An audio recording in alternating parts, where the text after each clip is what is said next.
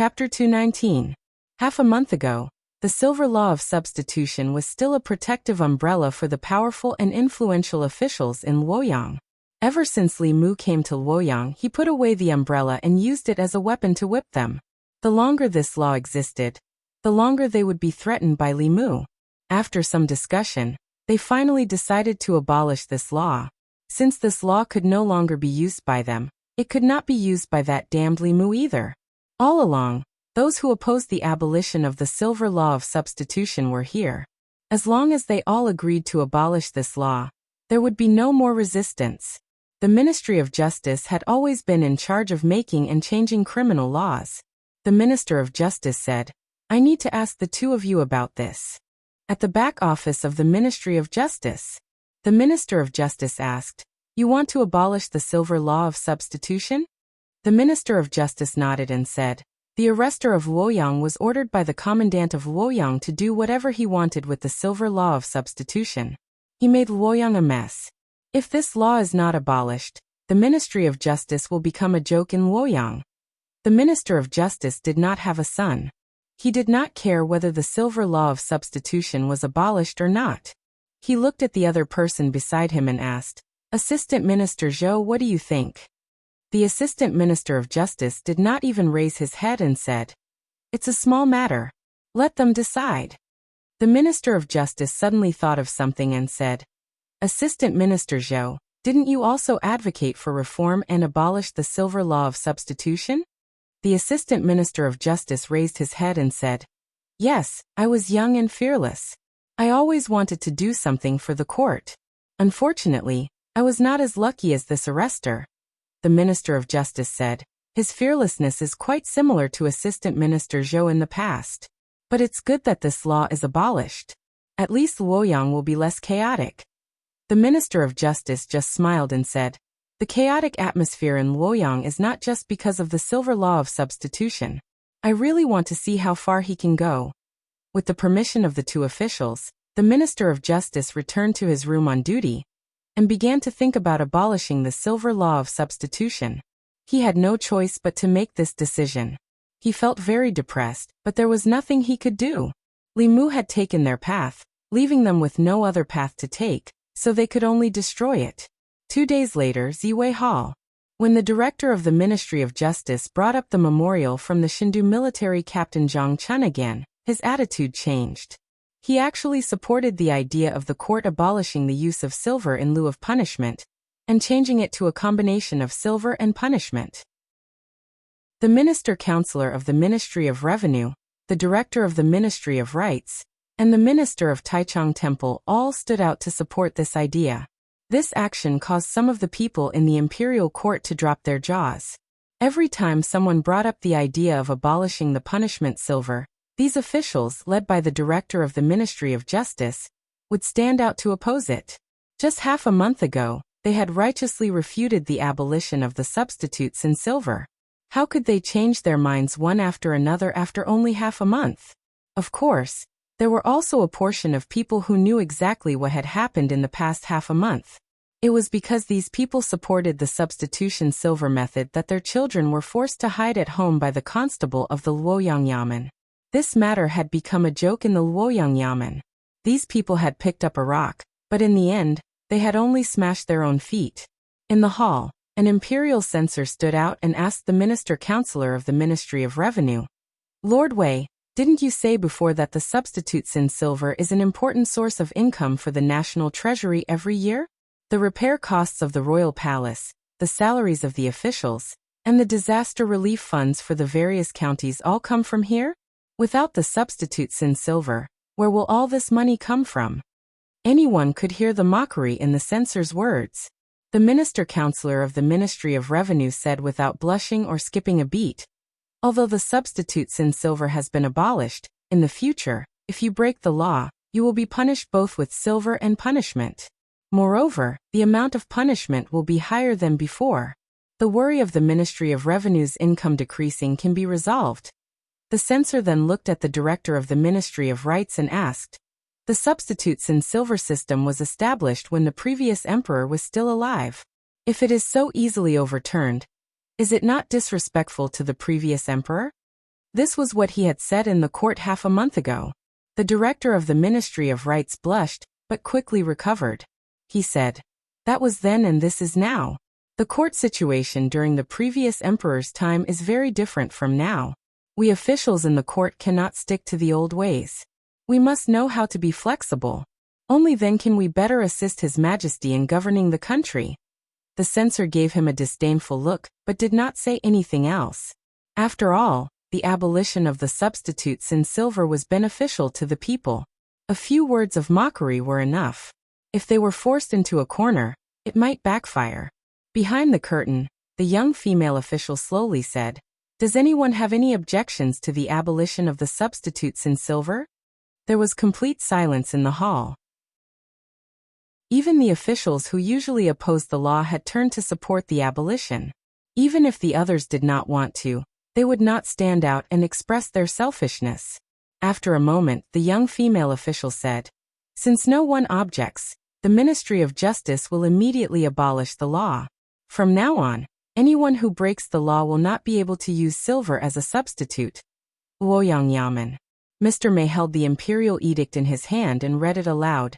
Zhang Chun, the military captain of Luoyang, diligent and loyal to the people. He will be granted an official residence and become the minister of Luoyang. Zhang Chun smiled and took the imperial edict with both hands. He bowed and said, "Thank you, Your Majesty." Li Mu stood aside and sighed to himself. He hated the fact that he had been working for others for years. He was the one who was busy outside. He was the one who was hated by the sons of officials. He was the one who had been in and out of the Ministry of Justice 7 times. In the end, Lord Zhang was the one who got the residence, and was promoted by half a rank. Li Mu had worked hard for half a month and worked for him for nothing. After Mr. Mei finished reading the imperial edict, he walked to Li Mu and asked, "How much did you spend these days? I will report it to you when I return to the palace." Li Mu said, 30 taels. Mr. Mei raised his eyebrows and said in surprise, 30 taels? He was not surprised that Li Mu had spent too much, but that it was too little. The abolition of the substitute silver would benefit the present generation and the future generations. Many knowledgeable officials wanted to abolish the law, but they all failed in the end. It was obvious how difficult it was to do it. She was prepared to spend 3,000 or even 30,000 taels. She did not expect Li Mu to spend 30 taels. Li Mu nodded and repeated, "It was 30 taels. Most of it was spent in the Ministry of Justice. If it was not for the meal at the Fragrance restaurant, 20 taels would have been enough." The most effective way to deal with evil people was to be even more evil than them. If you wanted to force the Ministry of Justice to submit, then you had to go their way and leave them with no way out. As long as you found the right way, the money was secondary. In the imperial garden of the palace, the empress was admiring a budding peony among the flowers. She said softly, 30 taels? Official Mei bowed slightly and stood behind her. He smiled and said, "In the past half a month he has used the silver law of guilt substitution to its maximum. He only used 20 taels to beat up the sons of the officials from the Ministry of Revenue, the Ministry of Rights, and the Ministry of Justice. If that wasn't the case, why would those officials take the initiative to change the law?" The young female official beside her said, "After Her Majesty abolished the substitute silver law, the people of Fairy's capital responded very strongly. Everyone in Fairy's capital went to the state temple to pray. The empress looked away from the flower bud and said calmly, 'Let's go out and have a look.' She turned around and brushed the flower bud with her sleeve. In an instant, the peonies in the garden bloomed. On the streets of Fairy's capital, Li Mu and Wang Wu walked on the streets.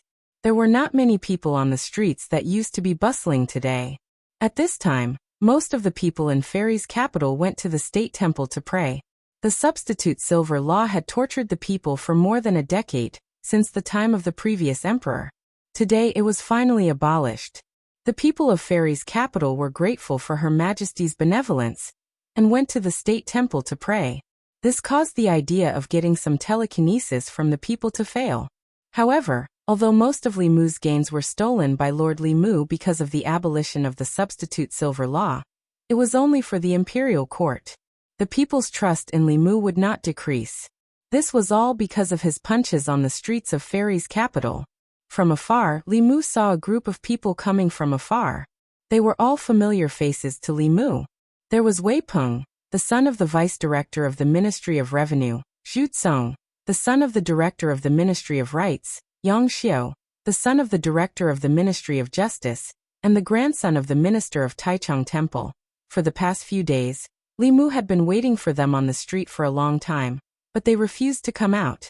Now that he finally saw them, he couldn't beat them up for no reason because the silver art of crime substitution had been abolished. When they saw Li Mu, their first reaction was to turn and run. Later, they realized that the substitute silver law was abolished. What was there to be afraid of? They strode forward and focused their eyes on Li Mu. They were full of anger. Wei Peng suffered the most from Li Mu. His eyes were the fiercest, as if he wanted to eat him alive.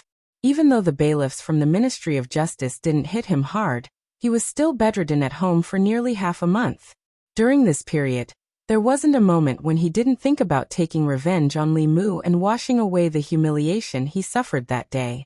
Li Mu glanced at him and said angrily, "What are you looking at?" Wei Peng smiled coldly and said, "What's wrong with looking at you?" Li Mu could not do anything to him. After all, the substitute silver law was changed. He had no reason to beat Wei Peng up. Not only did he have to be beaten up, but he also had to be fined a large sum of money. Seeing Li Mu standing there, Wei Peng twitched the corner of his mouth and asked, "What's wrong? Are you scared? This is not like you, Constable Li." Li Mu looked at him and said, "I'm warning you. Don't be too arrogant." Wei Peng mocked, "Being arrogant doesn't violate the law. Why don't you hit me?"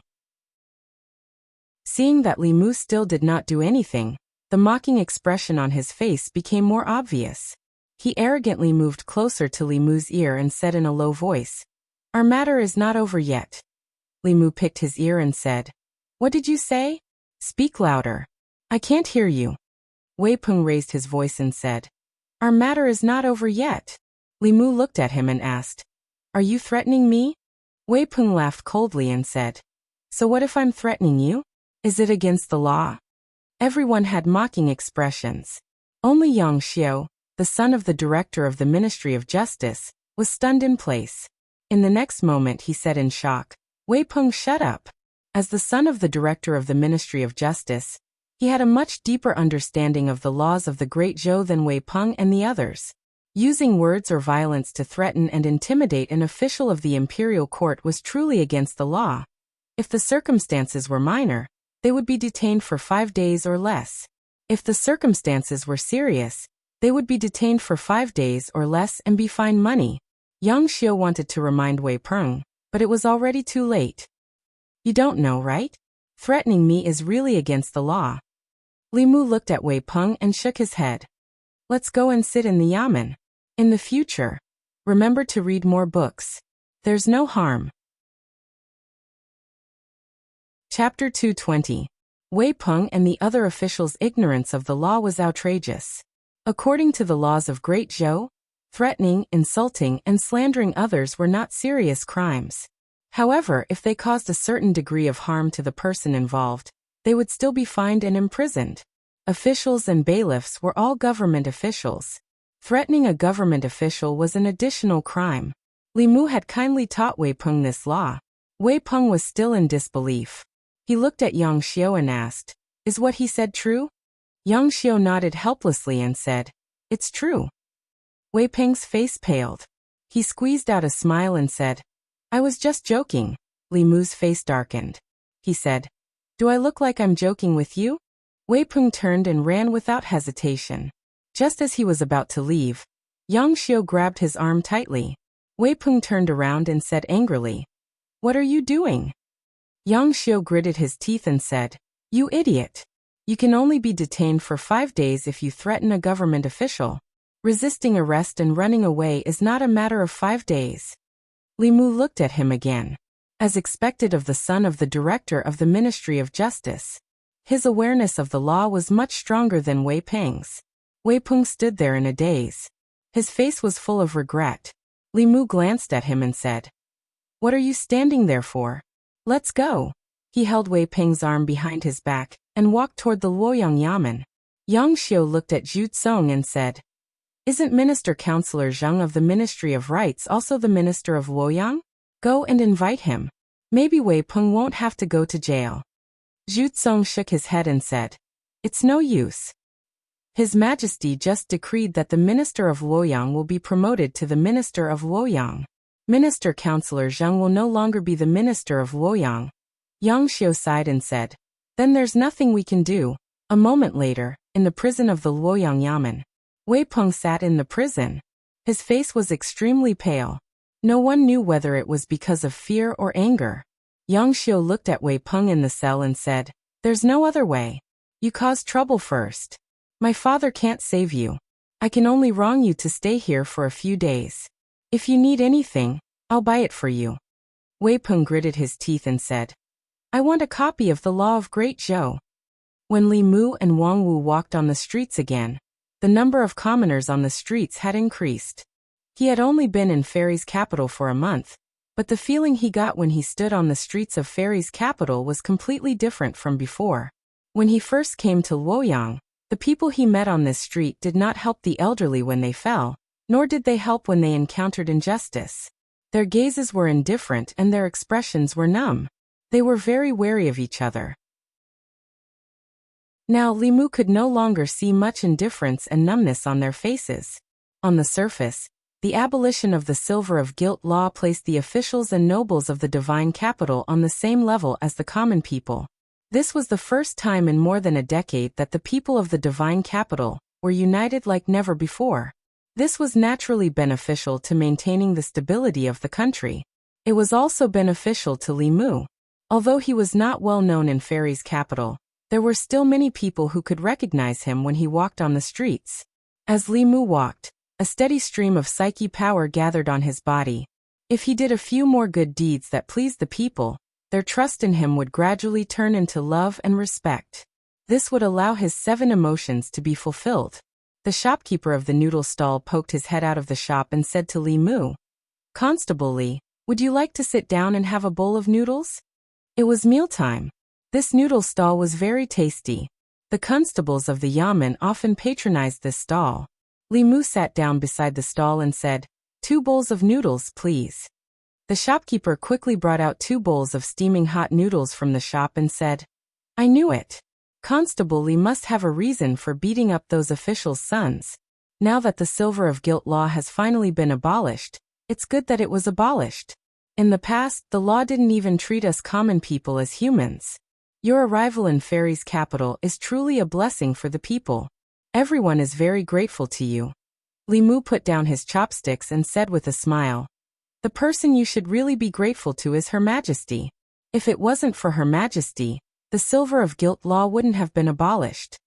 Li Mu knew very well why the officials of the Ministry of Rights and the Ministry of Justice could tolerate him repeatedly jumping around in front of them. It was because he had the internal guards behind him. Furthermore, the internal guard's protection of Li Mu was ordered by the current empress. Up until now he had not even met the empress. He also didn't know when he would truly be able to ride on her coattails.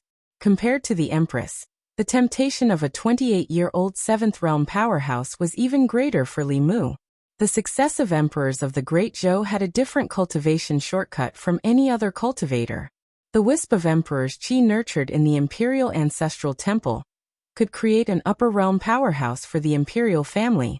It was precisely because the empress received the recognition of the ancestral temple that she obtained this wisp of emperors Qi that she successfully ascended to the 7th realm. She also had the qualifications to become an emperor.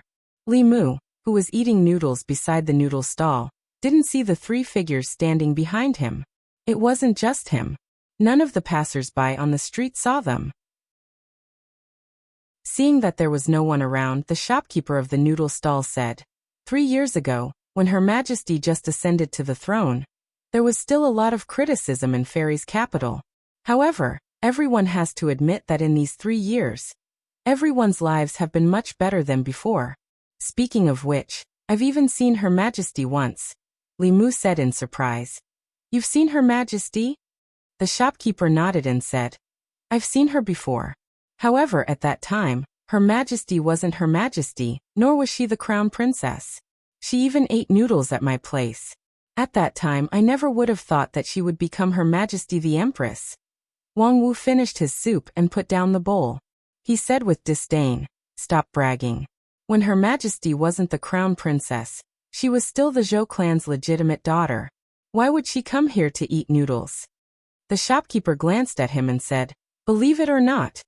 After saying that, he went inside to get busy. Wang Wu wiped his mouth and said, "This old guy doesn't even blink when he lies. Her Majesty is of noble birth. Why would she come to this kind of place like us?" Li Mu didn't know much about the thigh he wanted to hug. His knowledge of the Empress was limited to hearsay. Wang Wu grew up in Fairy's capital, and often collected information about the rich and powerful families. Perhaps he knew more than Li Mu. He looked at Wang Wu and asked, "How much do you know about Her Majesty?" Speaking of this matter, Wang Wu began to talk non-stop. "That's a lot. Her Majesty is the youngest daughter of Grand Tutor Zhou. She is devastatingly beautiful, and has a very high cultivation talent since she was young. When she was 20 years old, she had already entered the 5th realm. Devastatingly beautiful." Li Mu said suspiciously, "Didn't they say that after she married the crown prince, he didn't like her? If she's so beautiful, why wouldn't he like her?"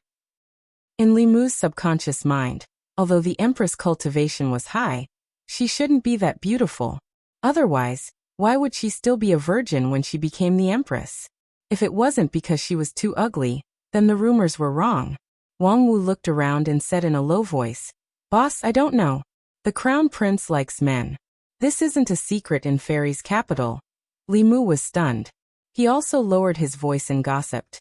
"So the rumors that Her Majesty is still a virgin are true?" As soon as he finished speaking, he suddenly felt an inexplicable chill. The hairs on his body stood on end, and his entire body shivered. Chapter 221. Behind Li Mu, where no one could see, Mr. Mei looked anxious. The young female official looked angry. Finally, a beautiful woman with a noble temperament glanced at him. The next moment, 3 figures appeared in the imperial garden of the imperial palace.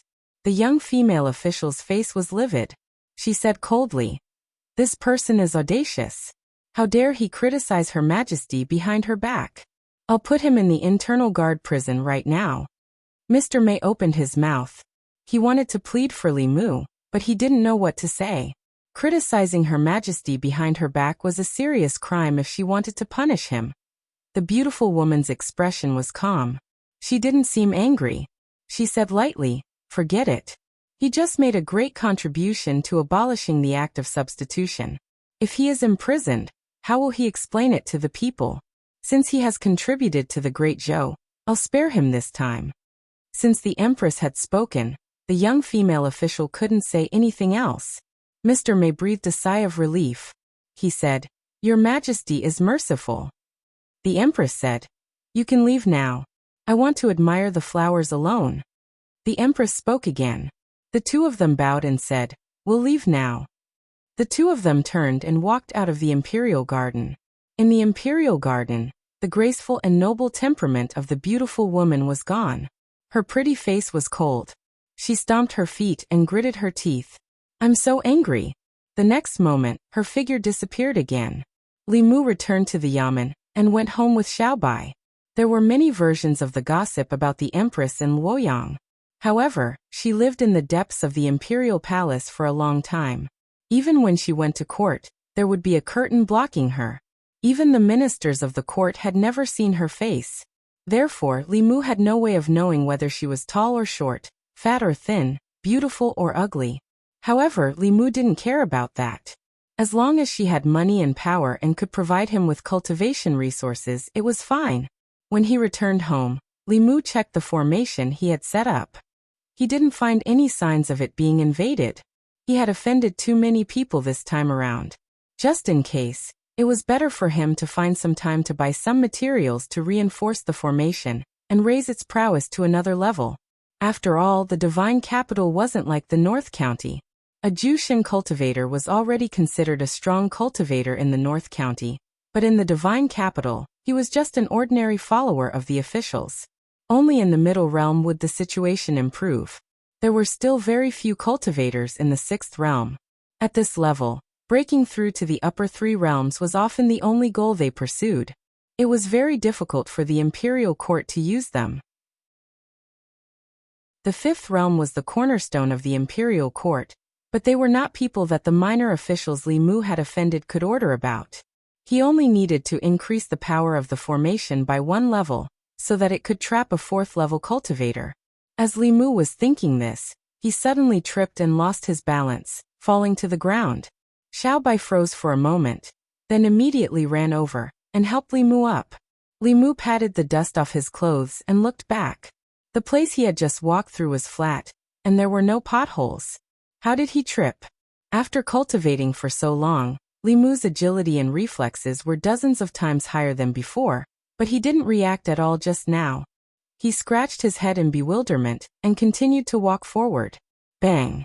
After 2 steps, Li Mu tripped again and almost fell. If it wasn't for his quick reflexes, he would have fallen flat on his face like before. He opened his heavenly eye and looked around vigilantly. He didn't find anything unusual. It was still the same after he used his heavenly eye. From the beginning to the end, the corpse dog's soul didn't show any signs of alertness. This meant that his body didn't feel any danger. Li Mu looked around and started to doubt himself. Did something go wrong with his cultivation? Did his limbs become uncoordinated and he couldn't even walk? After tripping twice, Xiao Bai took the initiative to support Li Mu so that he wouldn't trip again. This time they returned home smoothly. Li Mu returned to his room and sat cross-legged on the bed. He held 2 pieces of spiritual jade and cultivated. Under the stimulation of his psyche power, the spiritual energy in the spiritual jade was absorbed by him at an incredible speed. Xiao Bai also sat cross-legged opposite Li Mu and focused on cultivating. After absorbing the 2 pieces of spiritual jade, Li Mu's consciousness entered the flask heaven space again. He found that there were no more spiritual jades in it. The spiritual jades that he had snatched from the county government last time were mostly distributed to Lu Hanyan, Wanwan and Xiao Bai. He had used up all the remaining spiritual jades during this time. Looking out the window, Li Mu found that it was already late. He laid down and prepared to sleep.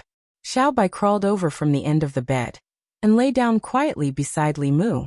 Li Mu closed his eyes, and his breathing quickly became steady and long.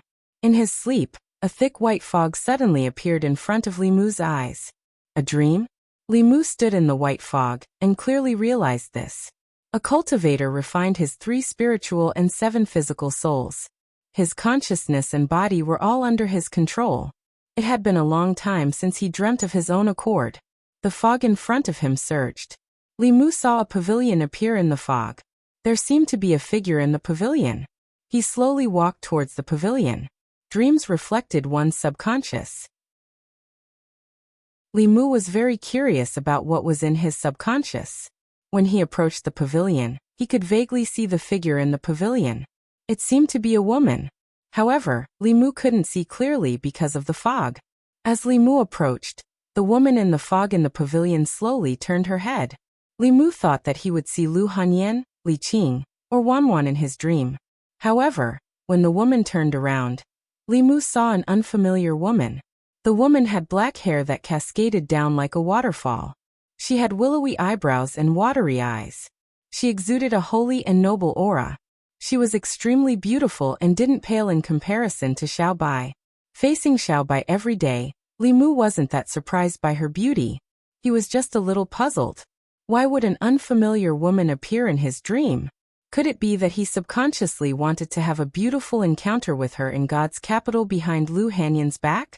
That was impossible. After coming to God's capital, Li Mu had always kept himself clean. He had rejected the brothel madam's offer of a lifetime of free sex. The only woman he had interacted with was Mr. May. Li Mu couldn't possibly have any impulse towards her. He looked at the woman curiously. What would happen between his subconscious and the unfamiliar woman in his dream? As soon as this thought popped into his mind, the woman in the pavilion suddenly disappeared before his eyes. Then, a huge force came from Li Mu's buttocks and he was sent flying. When he turned his head again, he saw that a whip had appeared in the woman's hand. She flicked her hand lightly and the shadow of the whip flew towards him. Li Mu wanted to dodge, but he realized that his body couldn't move at all. He could only watch helplessly as the whip lashed his body. Whoosh, whoosh, whoosh, whoosh. The long whip in the woman's hand lashed Li Mu's body over and over again. The pain was actually real.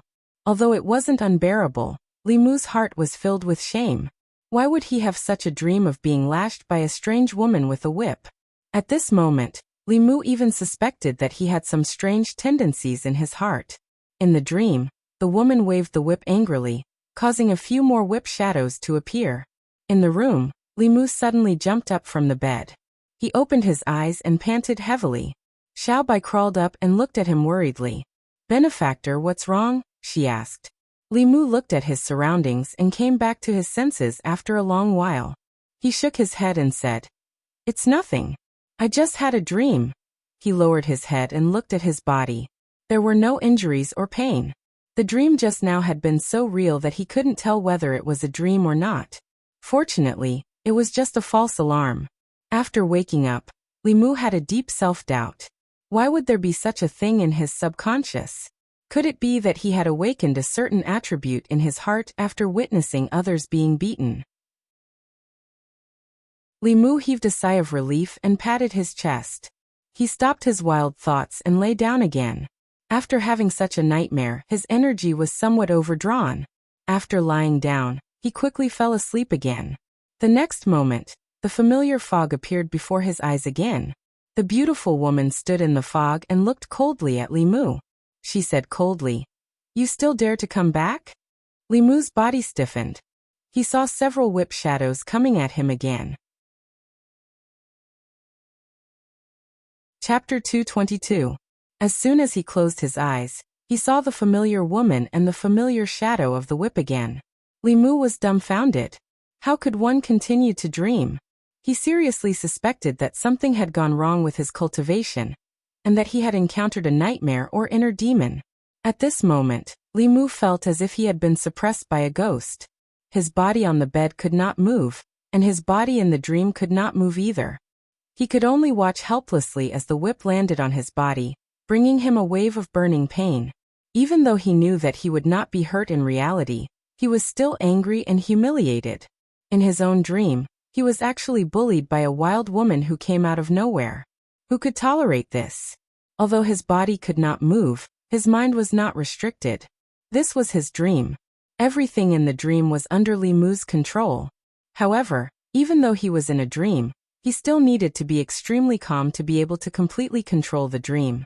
Li Mu closed his eyes and silently recited the clear heart mantra to keep his mind clear.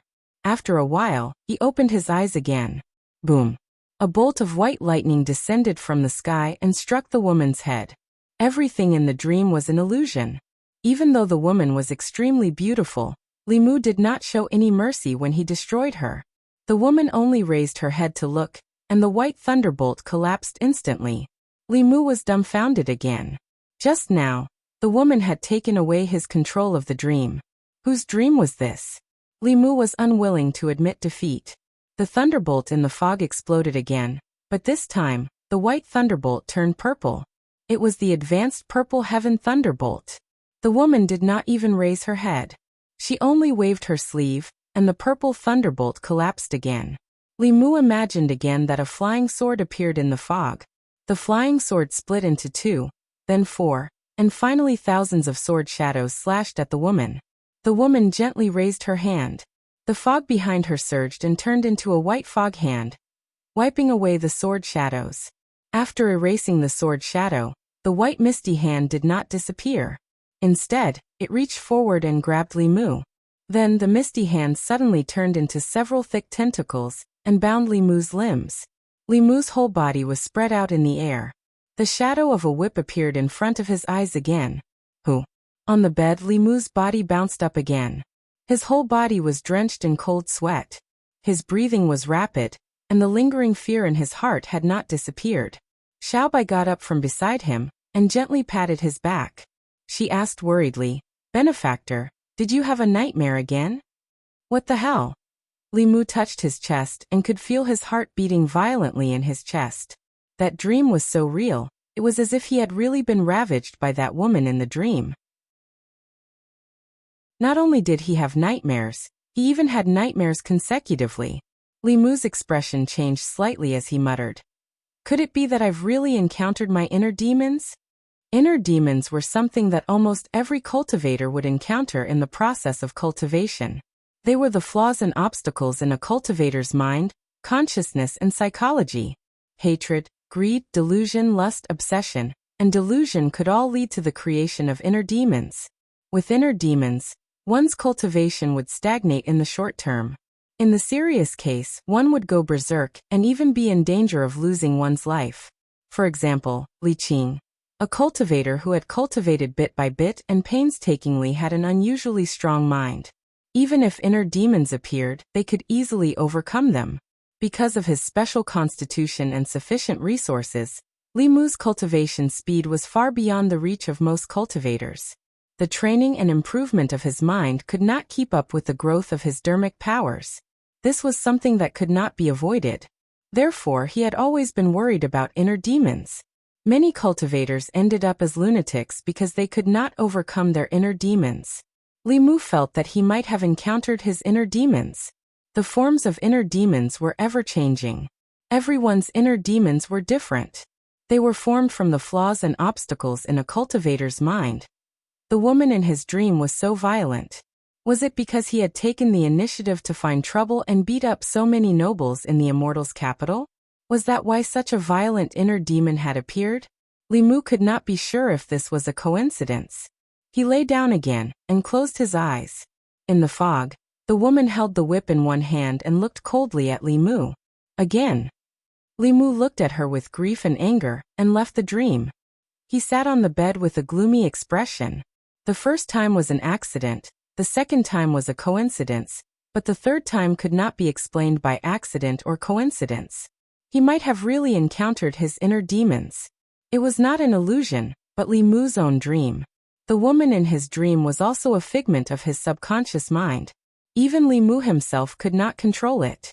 If he did not overcome his inner demons, he might not be able to sleep peacefully in the future. It was impossible for him to sleep tonight. Li Mu walked to the courtyard alone. He looked at the full moon above his head and felt melancholy. He did not know that opposite him, a figure that did not exist in this space was looking at him indifferently. Xiaobai walked out of the room and sat beside Li Mu. He asked with a worried expression, "Benefactor, what happened?" Li Mu did not want him to worry. He shook his head and said, "Nothing. I just miss your sister Lu and Wanwan. I can't sleep. You go to sleep first." Wanwan sat beside him and said, "I'll stay here with you, benefactor." The next morning, Li Mu came to the government office listlessly. Zhang Chun, who had just experienced a housewarming and a promotion, saw Li Mu's expression and said with a smile, "The emperor's heart is unpredictable. His Majesty did not reward you this time, but there will be another chance." This was what Li Mu had once said to him. Now he gave it back to Li Mu. Last time, he had done so much.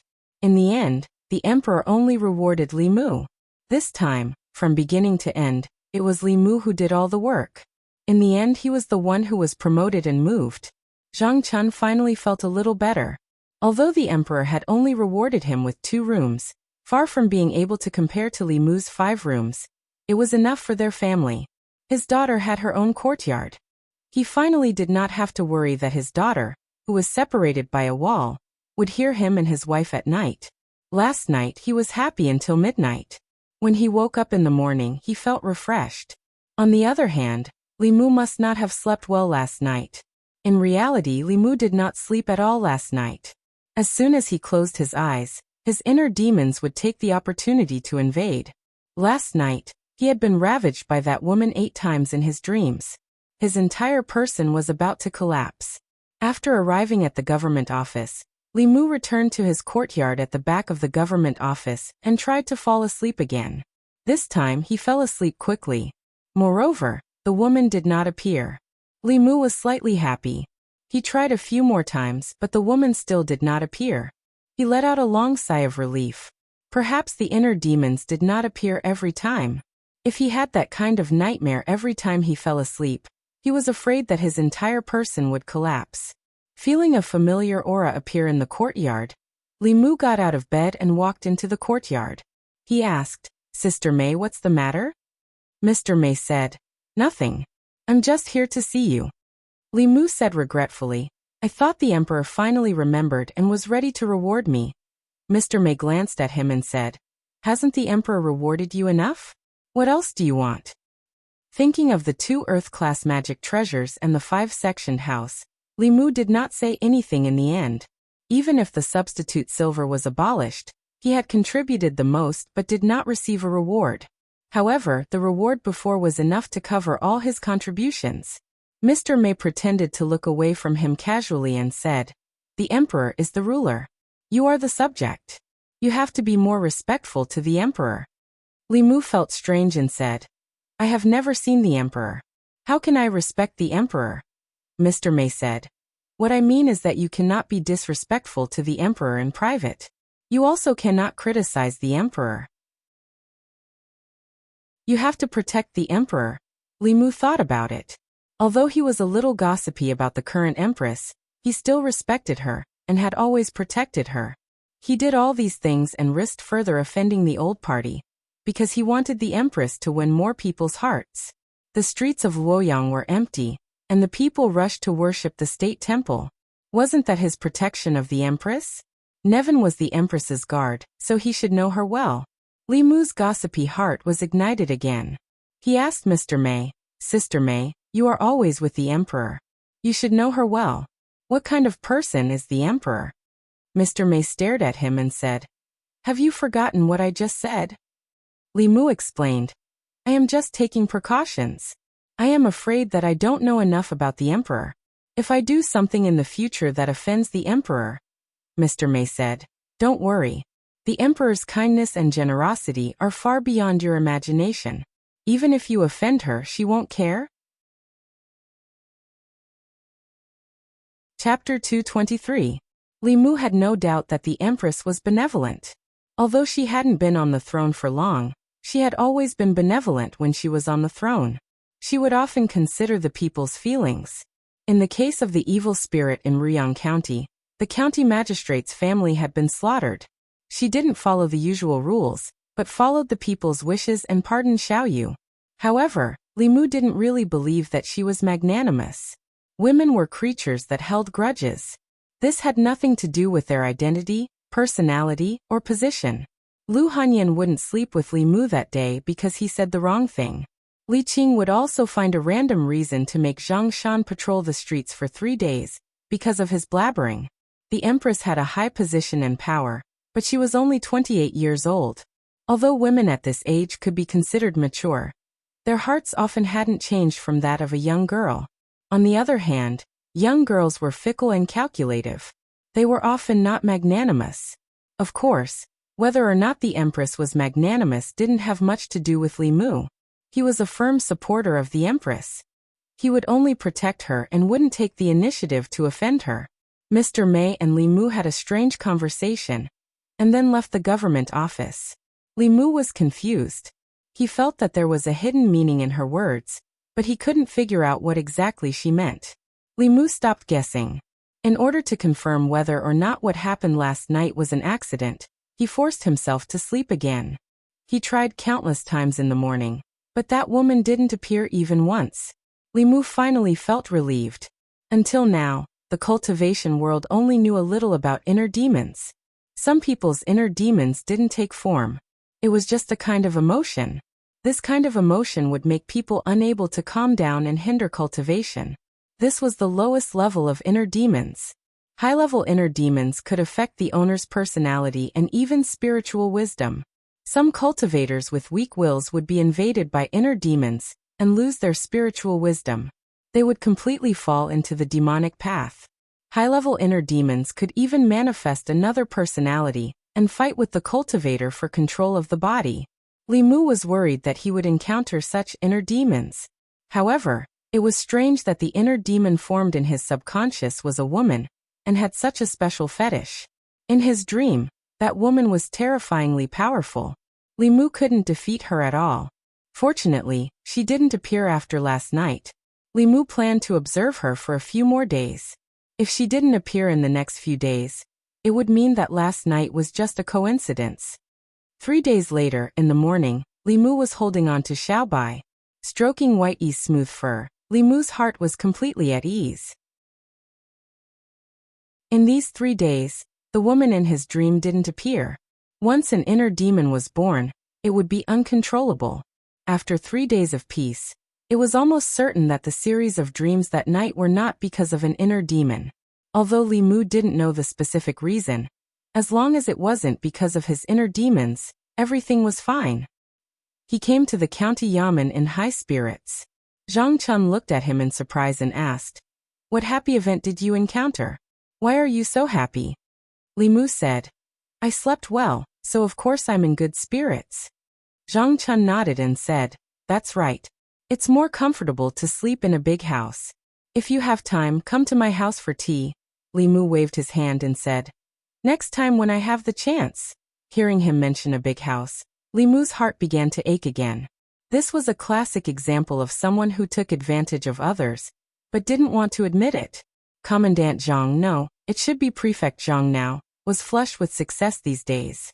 He had been promoted and moved. Most importantly, all of this should have been Li Mu's.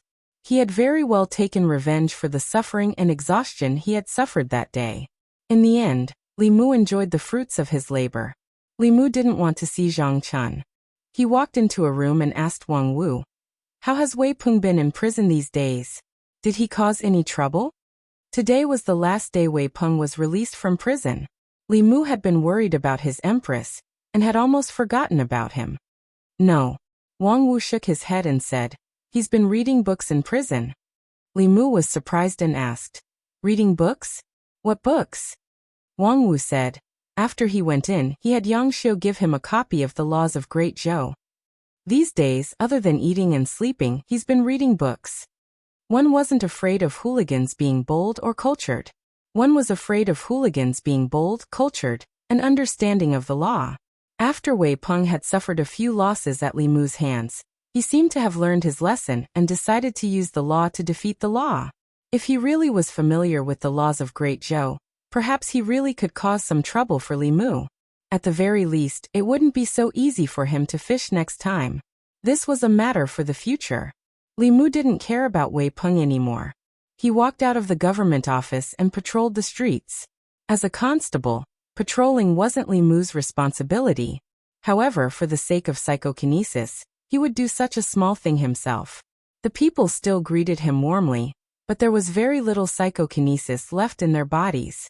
This was because a large part of the psychokinesis had been taken by Zhang Chun. In addition, it had been a few days since the previous incident. The popularity was no longer there. It was impossible for the people to continue producing psychokinesis. If he wanted to continue to obtain psychokinesis, he had to do something to make them produce psychokinesis. However, after the abolition of the Crime Substitution Silver Act, most of the children of officials in Chengdu quieted down. Li Mu couldn't just go up and beat them up indiscriminately. In the past, it was to promote the reform. Now there was no legitimate reason. The sound of horse hooves approached from afar. 3 figures on horseback galloped past the intersection not far in front of Li Mu.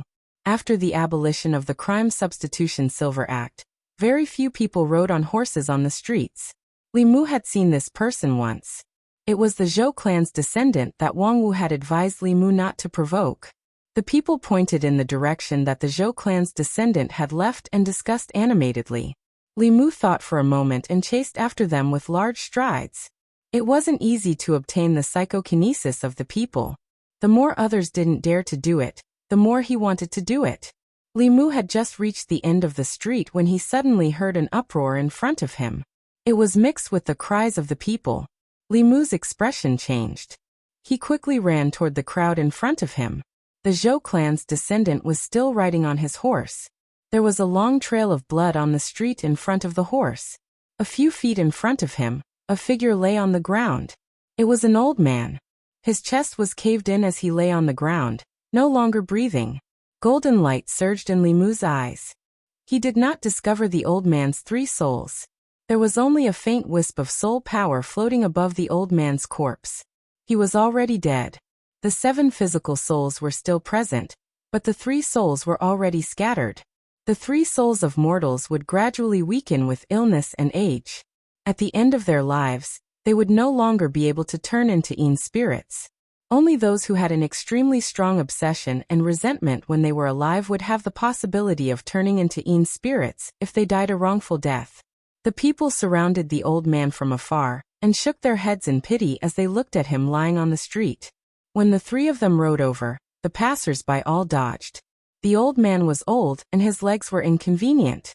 He did not dodge in time and was accidentally sent flying dozens of feet. Given his age, he was most likely dead. "What are you doing? What are you all doing here?" A few bailiffs from the Ministry of Justice parted the crowd and walked out. When they saw the old man lying on the street, the leader took a few steps forward and stretched out his finger to check the old man's breathing. His face instantly darkened and he said in a low voice, "He's dead." He raised his head and pointed at the young man on the horse. He cursed, "Bastard, you Jojo Minister Zhou." When he saw the person on the horse clearly, he trembled and immediately said, "We still have important matters to attend to. Goodbye." After saying that, they quickly slipped out of the crowd and disappeared. When the crowd saw this, their faces darkened and they shook their heads. Although the Ministry of Justice was not on the same side as the Zhou family, even they did not dare to offend the Zhou family. The 2 middle-aged men had already dismounted from their horses. Their faces were ugly. They glanced at the young man and said, "Third young master, you go back first. We will take care of this." The young man glanced at the old man and frowned. Just as he was about to turn his horse around, he was blocked by a figure. "It's Constable Li!" The crowd exclaimed. The young man looked coldly at Li Mu and said, "Get out of the way." When the young man opened his mouth, Li Mu could smell the strong smell of alcohol. After driving his horse under the influence of alcohol and killing people, he still wanted to escape the scene. Li Mu said coldly, "Get down from the horse." The young man's face was filled with murderous intent. He swung his horse whip and charged directly at Li Mu, fleeing after killing people and still dared to attack. Li Mu leaped up and kicked the young man's chest. The young man was kicked off his horse. Fortunately, a middle-aged man caught him in the air. Li Muhan angrily kicked out. The force of his kick wasn't light. However, the young man's chest actually trembled. He was only sent flying by Li Muhan's kick and wasn't injured. Even so, his face was filled with anger. He pointed at Li Mu and said to the 2 middle-aged men, "Kill him." The 2 middle-aged men's faces were bitter. This little ancestor was really spoiled. If he killed one person with his horse, there was still room for negotiation. If he killed this official, they were afraid that it would cause a lot of trouble. One of them looked at Li Mu and said, "This is the young master of the Zhou family's 4th master." He was worried that Li Mu did not know Director Zhou, so he introduced himself first. The name Zhou family was second only to His Majesty in Fairy's capital. If he was smart, he would know what to do. Li Mu's face darkened. "I don't care about the young master of the Zhou family or the Wu family. I am a constable who receives a salary from the country. This person killed people on the street. If I let him go just like that, how can I face His Majesty and the people of Fairy's capital?" The crowd was excited. Constable Li is indeed worthy of his reputation. There were also people who looked worried. This is the Zhou family. How can Constable Li go against the Zhou family? The people from the Ministry of Justice watched from afar. Although they were not on good terms with Li Mu and even had some grudges against him, they had long forgotten about their past grudges. The leader of the constables looked at Li Mu with a complicated expression. "I'm really impressed this time." The person beside him shook his head. "You have to be impressed." The last constable opened his mouth wide and said, "This guy is really not afraid of the heavens or the earth." Chapter 224. Seeing that the constable did not back down even after hearing about the Zhou family, the Transcendent Realm Cultivator looked at the other person and said, "I'll stop him. You take the young master back first." Of course, the Zhou family's disciples could not be taken away like this. This was their duty as guards. Once they reached the Zhou family, everything that happened would be shouldered by the Zhou family. It would have nothing to do with them. Anger rose in Li Mu's heart. It was one thing to ride a horse on the streets. People like Wei Peng, Yang Xiao, and Zhu Tsong were just a little arrogant and liked to bully people with their power. The people suffered some losses and did not dare to speak out. But this person from the Zhou family was different. He rode a horse while drunk and killed people on the streets. Not only did he not feel any remorse, he became even more arrogant. A fresh human life was nothing in his eyes. The two transcendent realm cultivators clearly did not care about this human life either. Li Mu looked at them and said coldly, killing, fleeing, resisting arrest. According to the laws of Great Zhou, you can be executed on the spot as a warning to others. The middle-aged man was a transcendent realm cultivator. He stood in front of the transcendent realm cultivator and said with a smile, "You can try." Li Mu looked at him and asked, "Are the lives of people so cheap in your eyes?" The middle-aged man shook his head and said, "I cannot let you take the young master away. This is my duty." Li Mu looked at him coldly and said, "Sorry, this is also my duty. I am arresting the murderer according to the law. Those who stop me will be punished as well." As he finished speaking, a sword light slashed towards the middle-aged man's head. Swoosh! The middle-aged man pulled out the long knife at his waist and blocked it. Clang! After the sound of metal clashing, the long knife in his hand broke in two and fell to the ground with a clang. At the same time, one of his arms fell to the ground. With Li Mu's current cultivation, using Bai as a regular weapon was actually not enough. After all, Bai was only in the Xian class. Its greatest use was Madame Chu, who could provide Li Mu with level 4 mana. If he used Bai alone against level 4 cultivators, this sword would instead weaken the power he could unleash. Therefore, when he swung his sword down, he sent Bai into the flask heaven ring and replaced it with the Qingxian sword. An ordinary sword strike had broken the middle-aged man's saber and severed his arm. His mystic-ranked high-grade weapon was broken into two, and at the same time, his arm was broken as well. The middle-aged man stared blankly for a moment. Then his complexion greatly changed. He hurriedly used his other hand to take out a piece of fulu and stuck it on the severed arm. Only then did he manage to stop the madly gushing blood. He sat on the ground and circulated his magic power to regulate his breathing. Before the other middle-aged man could leave with the young man, he saw the shocking scene. Li Mu pointed his sword at the two of them and said indifferently, "Killing and fleeing, one of you try to escape?" The remaining middle-aged man's face turned ugly. He didn't expect a spirit condensation cultivator to have such a divine weapon. But he still had to take the young master away. He grabbed the young man's shoulder, and the two of them rose into the air, ready to leave. Li Mu waved his hand and threw out a piece of fulu. The fulu turned into a ray of golden light and entered the middle-aged man's body. He only felt the magic power in his body stagnate, and he suddenly couldn't circulate it. Both he and the young man fell from the sky. He hit the ground and stared at Li Mu. He asked, "Do you really want to become enemies with the Zhou clan?" It wasn't Li Mu who became enemies with the Zhou clan, but the Zhou clan who became enemies with him. And this wasn't the first time. This time it was time to settle the old and new scores together. Of the two middle-aged men, one was severely injured with a severed arm, and the other's magic power was sealed. Li Mu walked in front of the young man and said, "You want to escape after killing someone? Do you think there are no laws in the Immortals' capital?" It seemed that he wouldn't be able to escape today. The young man wasn't afraid. He only looked at Li Mu mockingly and said, "Let's go."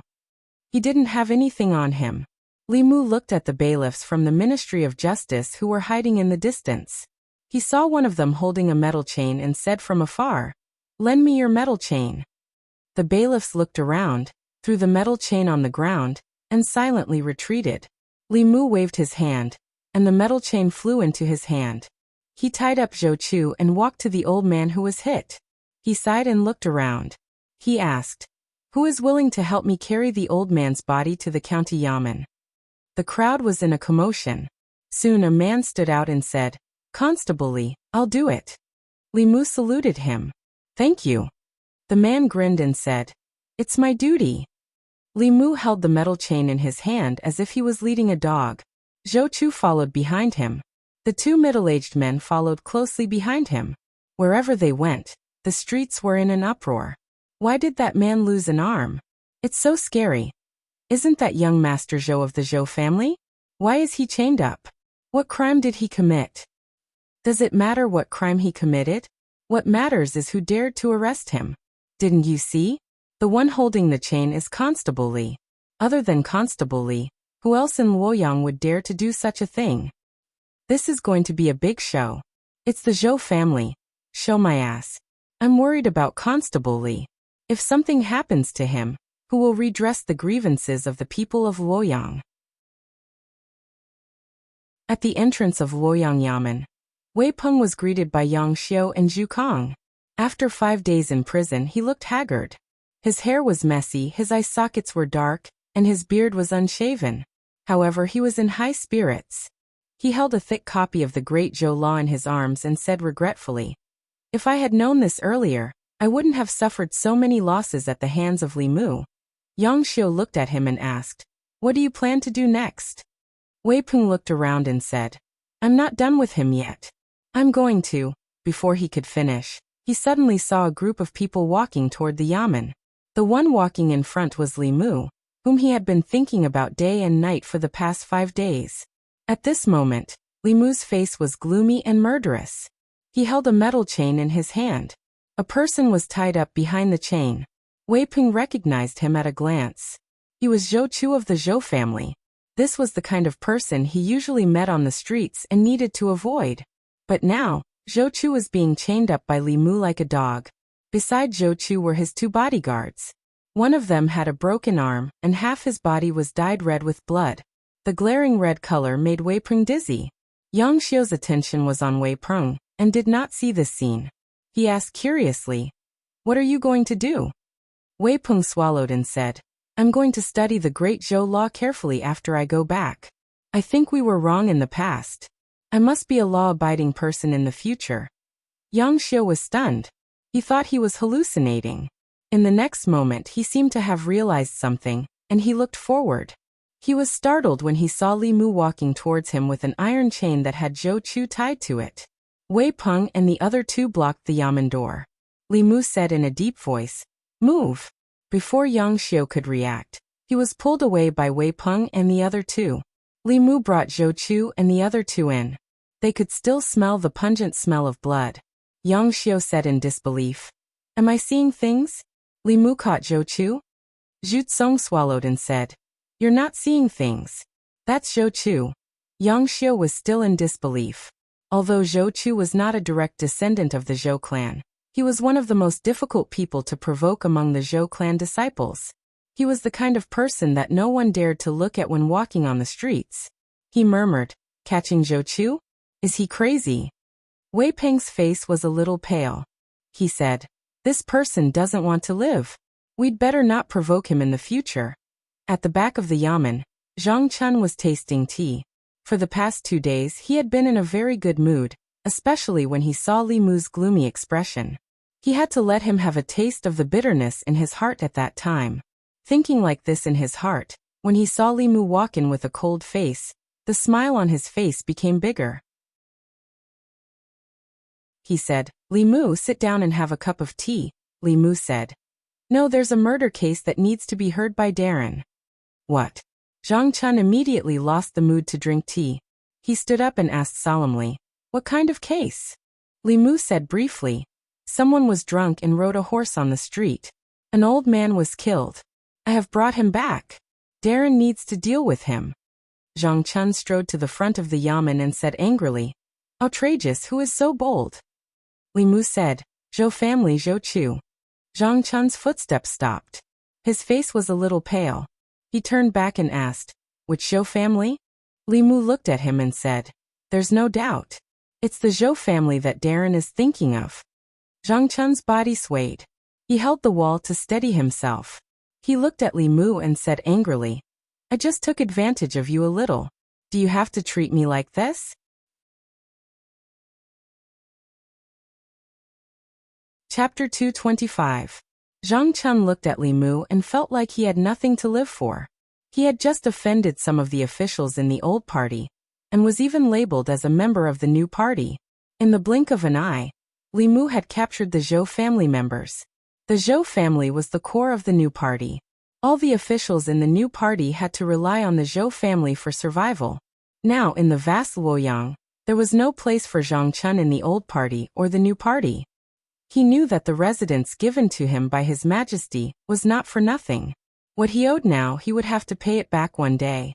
But Zhang Chun did not expect this day to come so soon. Zhang County magistrates were furious. Li Mu also felt wronged. That was a human life, a living human life. Even if he wasn't a bailiff and didn't have this responsibility on his shoulders, as a mere human, he couldn't just watch as Zhou Chu arrogantly left after committing murder. But as a constable, he was only responsible for arresting people. After he was arrested, Lord Zhang would have to take the blame. This seemed unfair to him. Should he ask His Majesty to transfer him to the Ministry of Justice through Mr. Mei? Li Mu was thinking about the feasibility of this idea. Zhang Chun's eyes suddenly lit up. He said, "Wait, I am now the Minister of Luoyang. You can go to the Commandant of Luoyang to solve the case." Li Mu shook his head and reminded him. "Although His Majesty promoted you, he did not appoint you as the Commandant of Luoyang. You are still in charge of all matters in the Luoyang Yamen." Zhang Chun was stunned. If that's the case, this official's promotion was for nothing? Li Mu nodded. You can see it that way. The light in Zhang Chun's eyes dimmed again. He covered his face with both hands and said angrily, "What a sin!" After a while, he removed his hands from his face. His eyes changed from hesitation to determination. He seemed to have made a decision. Yang Xiu, Zhu Tsong, and the others were still at the entrance of the Yamen. Zhu Tsong stood outside and looked inside. He asked, "What do you think they will do?" Yang Xiu shook his head and said, "I don't know either. But according to the law, if a horse kills someone, he should pay with his life." Wei Peng glanced at him and said disdainfully, "You're the son of the director of the Ministry of Justice. There are many different situations when a horse hits someone. It's impossible to generalize." "What do you mean?" Zhu Tsong asked. Wei Peng thought for a moment and said, "There are several situations when a horse runs into someone and causes death. If you didn't break the law and ride a horse on the official road, and someone rushes out from the side and is killed by the horse, the responsibility is on him. You only need to pay a small amount of money. If he was walking on the official road and you accidentally killed him while riding a horse, the responsibility would be on you. You would have to compensate for all the losses. But because it was just a mistake, you don't have to pay with your life, and you don't even have to go to jail. Not only do you have to take full responsibility for killing someone with your horse after drinking, you will also have to go to jail. This is under the circumstances where riding a horse is allowed. Riding a horse is not allowed in Luoyang. That's another crime. Riding a horse while drunk is another crime.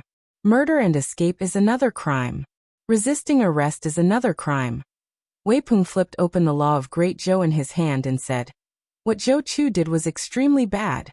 If it were someone else, it wouldn't be too much to sentence him to death." Zhu Tsong swallowed his saliva. He suddenly felt that compared to Zhou Chu, his image was suddenly lofty. Although he also liked to ride a horse on the streets of Luoyang, he didn't dare to ride too fast. He would give the people blocking his way time to dodge.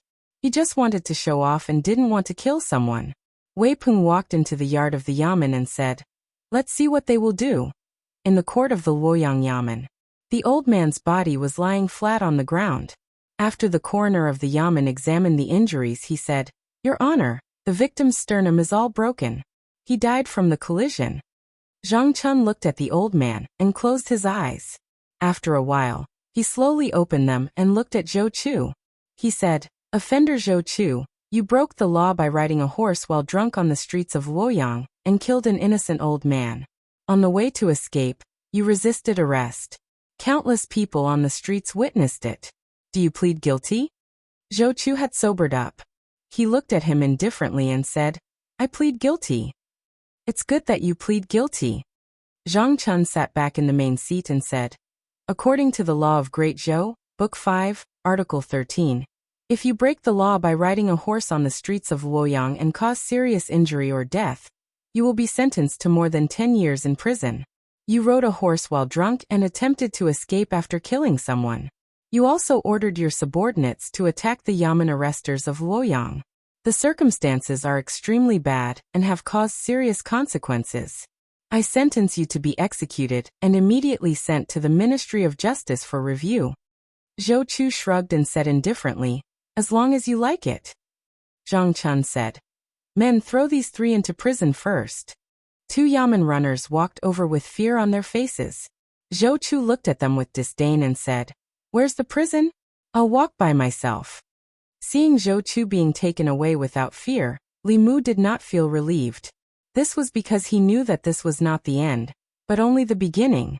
Zhang Chun walked down from the court and patted his shoulder. He said, don't be discouraged. You didn't do anything wrong. Li Mu was actually a little embarrassed to face Zhang Chun. As a subordinate, he had never let Zhang Chun be at ease. Everything he did in Luoyang was actually because he had a strong backing. He was just a small official. The old and new parties could not suppress him through the court. If they wanted to use secret methods, they would have to send out a 6th realm cultivator. Even if it was a 6th realm cultivator, Li Mu could temporarily hold them off for 15 minutes. If they wanted to get rid of Li Mu secretly, they would have to send out a 7th realm cultivator. A cultivator of that level was a deterrent in both parties. They were used to keep the empress in check. They would not listen to the orders of the Zhou clan or the Xiao clan, and they would not care about a small official like Li Mu. Therefore, although Li Mu's status was low, he could do whatever he wanted in Luoyang. However, Zhang Chun was different. He was as timid as a mouse, but he had a strong sense of justice. He wanted to hide from everything, but whenever he needed to stand up, he would stand up without hesitation. This time, he had completely offended the Zhou clan. Li Mu looked at him and asked, have you thought it through, sir? Zhang Chun let out a long sigh and said, I didn't get promoted for nothing, and I didn't live in this house for nothing. This is life. Li Mu asked, sir, do you mean that you've accepted your fate? No. Zhang Chun shook his head and said, we'll make a big deal out of this, the bigger the better. We'll make it so that both the new and old parties can't tolerate me. Then I can be transferred out of Luoyang. Li Mu thought about it carefully and realized that Zhang Chun had a good plan. He was the minister of Luoyang. His position was not high, but it was not low either. Even if he offended both the new and old parties, as long as he did his job well and did not commit crimes or use his power for personal gain, neither party could do anything to him. They could only use some power to push him out of this position and transfer him far away. Out of sight, out of mind. This was exactly what he wanted. No wonder he gave Zhou Chu's case such a harsh verdict. Of course, Zhou Chu's bad behavior had a huge impact, but he probably already had this idea before he decided on the case. Li Mu gave him a thumbs up and praised. Good, you're really good. Zhou Chu rode his horse on the streets of Luoyang and killed innocent people. He was arrested by the Luoyang Yamen and later sentenced to death by the minister of Luoyang. When this case spread out, it caused a sensation in Luoyang. What shocked people was not that Zhou Chu rode his horse and killed people, but that the Luoyang Yamen dared to sentence the Zhou family to death. Although Zhou Chu was not a direct descendant of the Zhou family, his status in the family was not low. The minister of Luoyang had made a mortal enemy of the Zhou family by doing this. Zhou Chu was just a small 6th-rank official. If he went against the Zhou family, he would not have a good ending. After this, he might not even be able to keep his position. In the Luoyang Yamen, less than 15 minutes after Zhou Chu was locked up, a man in an official's uniform hurried into the Yamen. When the Yamen saw him, they immediately bowed and said, Greetings, Minister of Luoyang. The man looked angry and asked, Where's Zhang Chun? One of the Yamen pointed and said, Minister Zhang is at the back of the Yamen. Soon Zhang Chun, who was drinking tea at the back of the Yamen, saw the minister of Luoyang. He had only heard about it, but had never seen it before. Before him, the Luoyang Yamen was dispensable. Even the officials, there were officials from other departments. They would not come to the Yamen on a normal day. As the minister of Luoyang, this was his first time seeing the minister of Luoyang. The minister of Luoyang reprimanded him. Your men captured Zhou Chu and you sentenced him to death? Zhang Chun said. Zhou Chu was drunk and rode his horse to kill people. He fled and resisted arrest. Is it wrong for me to sentence him to death? The minister of Luoyang gritted his teeth and said, Do you know who he is? Zhang Chun said calmly, I don't care who he is. If he broke the law, he should be punished according to the law. The last one who bent the law was beheaded by His Majesty. The minister of Luoyang explained, What I mean is that you don't have to punish him so harshly. You can take him into custody first and judge him slowly. Zhang Chun asked mockingly. Take him into custody first and drag it out until the people forget about it. Then close the case hastily. Is this how the Luoyang Yamen used to do things? The minister of Luoyang pretended not to hear Zhang Chun's mockery. He said, It's better for you, me, and everyone else. Zhang Chun shook his head and said, I'm sorry. I can't do that. The minister of Luoyang said with a sullen face, From now on, I'll take over this case. You don't have to worry about it anymore. Zhang Chun shrugged and said, Do as you wish. I've sent the file to the Ministry of Justice anyway. We're just waiting for their approval. The minister of Luoyang pointed at him and said angrily, You? Zhang Chun asked, What about me? Your future is gone. The minister of Luoyang said coldly and turned to leave in big strides. Zhang Chun walked out of the door and exhaled deeply. He exclaimed, Nice. He stood in the courtyard and was silent for a while. Suddenly he looked at Li Mu and asked, Are you close to Mr. Mei from the internal guards? Li Mu nodded and said, Not bad. Zhang Chun thought for a moment, then said, Next time you see her, help me ask if the residence bestowed by His Majesty can be sold.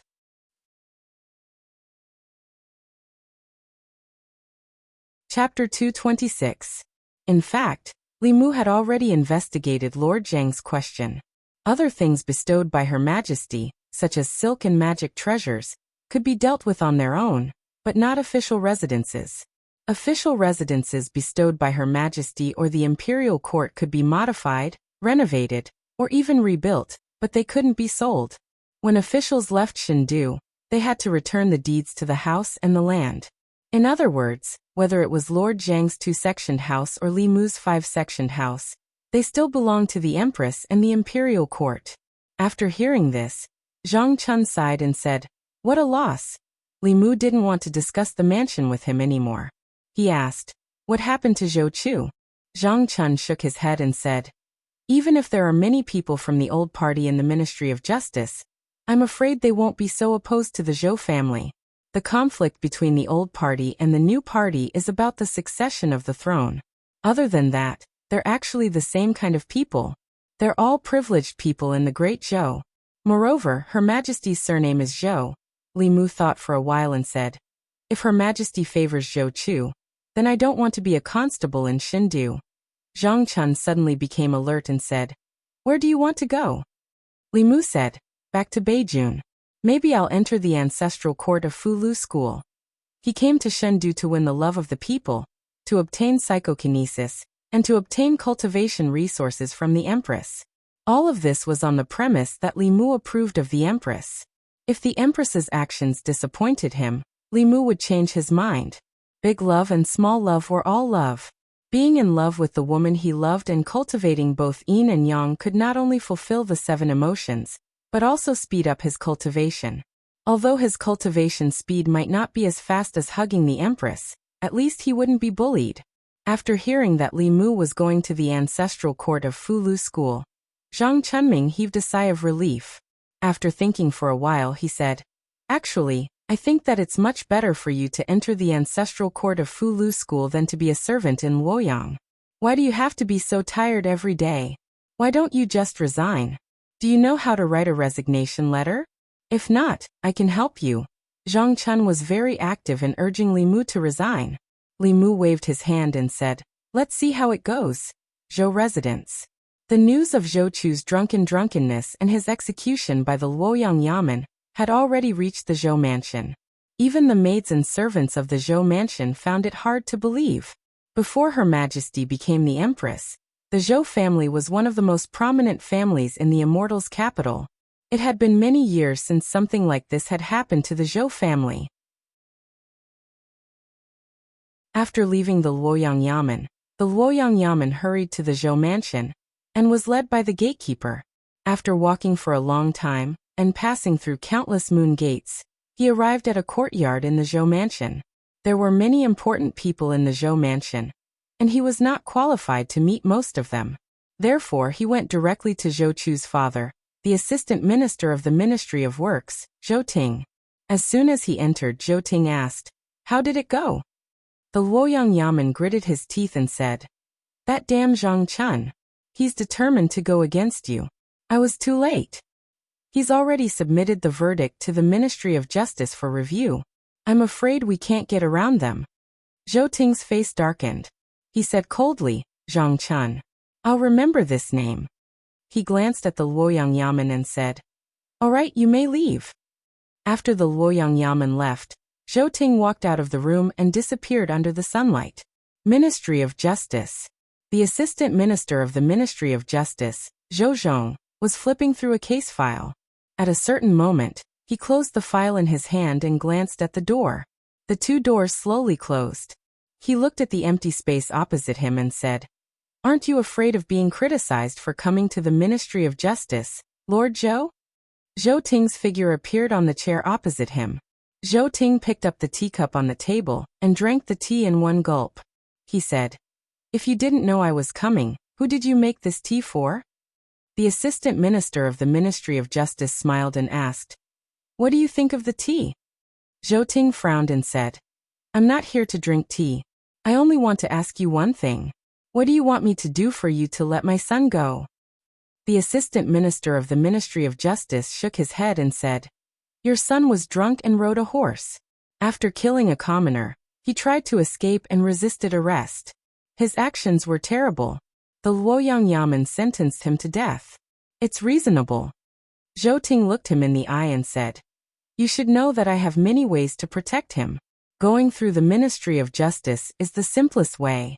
I don't want trouble, but I'm not afraid of trouble either."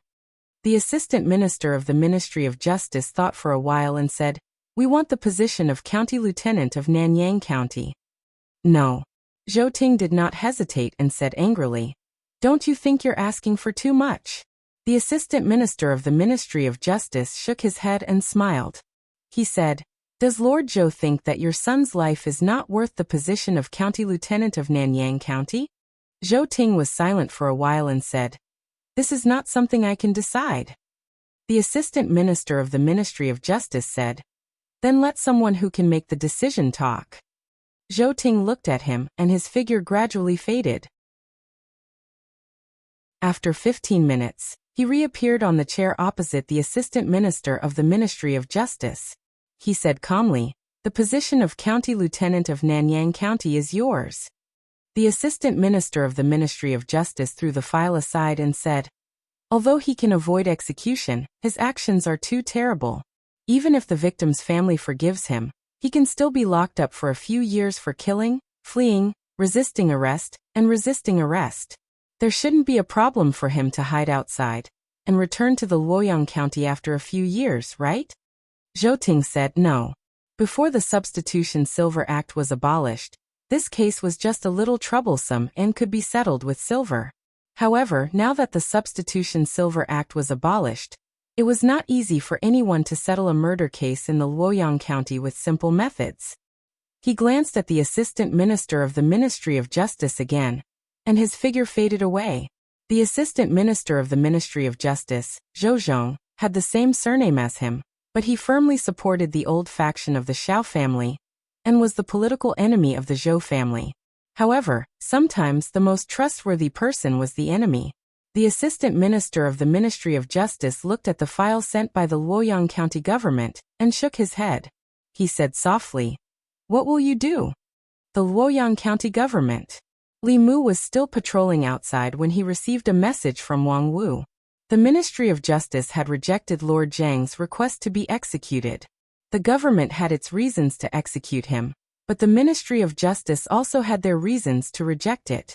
The reason given by the government was that Zhou Ting was drunk and riding a horse, causing death. Later, he attempted to flee and resisted arrest. His actions were too terrible and he should be sentenced to death for manslaughter. The Ministry of Justice did not approve it because the Zhou family had compensated the deceased's family with a large sum of money, and the old man's family had written a letter of forgiveness. Under normal circumstances for manslaughter and unintentional murder, as long as the family was forgiven, the government would give a lighter sentence. Once Zhou Ting was forgiven by the deceased's family, he would be able to escape death. This was in accordance with the law, even in Li Mu's later life. Li Mu returned to the government office. Zhang Chun shook his head and said, "There's nothing we can do. The deceased's family was not well off. The Zhou family compensated them with a large sum of money, enough for them to live the rest of their lives without worry. The deceased's family wrote a letter of forgiveness, and the Ministry of Justice decided to give a lighter sentence. Zhou Ting will be sent to Zhejiang County to serve 3 years of hard labor." Wang Wu sighed and added, "Zhejiang County. They are all members of the new party." Zhou Chu just changed his place to be happy. Zhejiang County is far away from Shindu. Zhou Chu will be more comfortable in Zhejiang County than in Shindu. Deputy Constable Sun walked in and said to Li Mu, "Constable Li, there's someone outside who wants to see you." Li Mu walked to the entrance of the government office and saw a middle-aged couple leading a boy and a girl around 7 or 8 years old. Li Mu looked at them and asked, "Who are you?" The middle-aged couple knelt on the ground.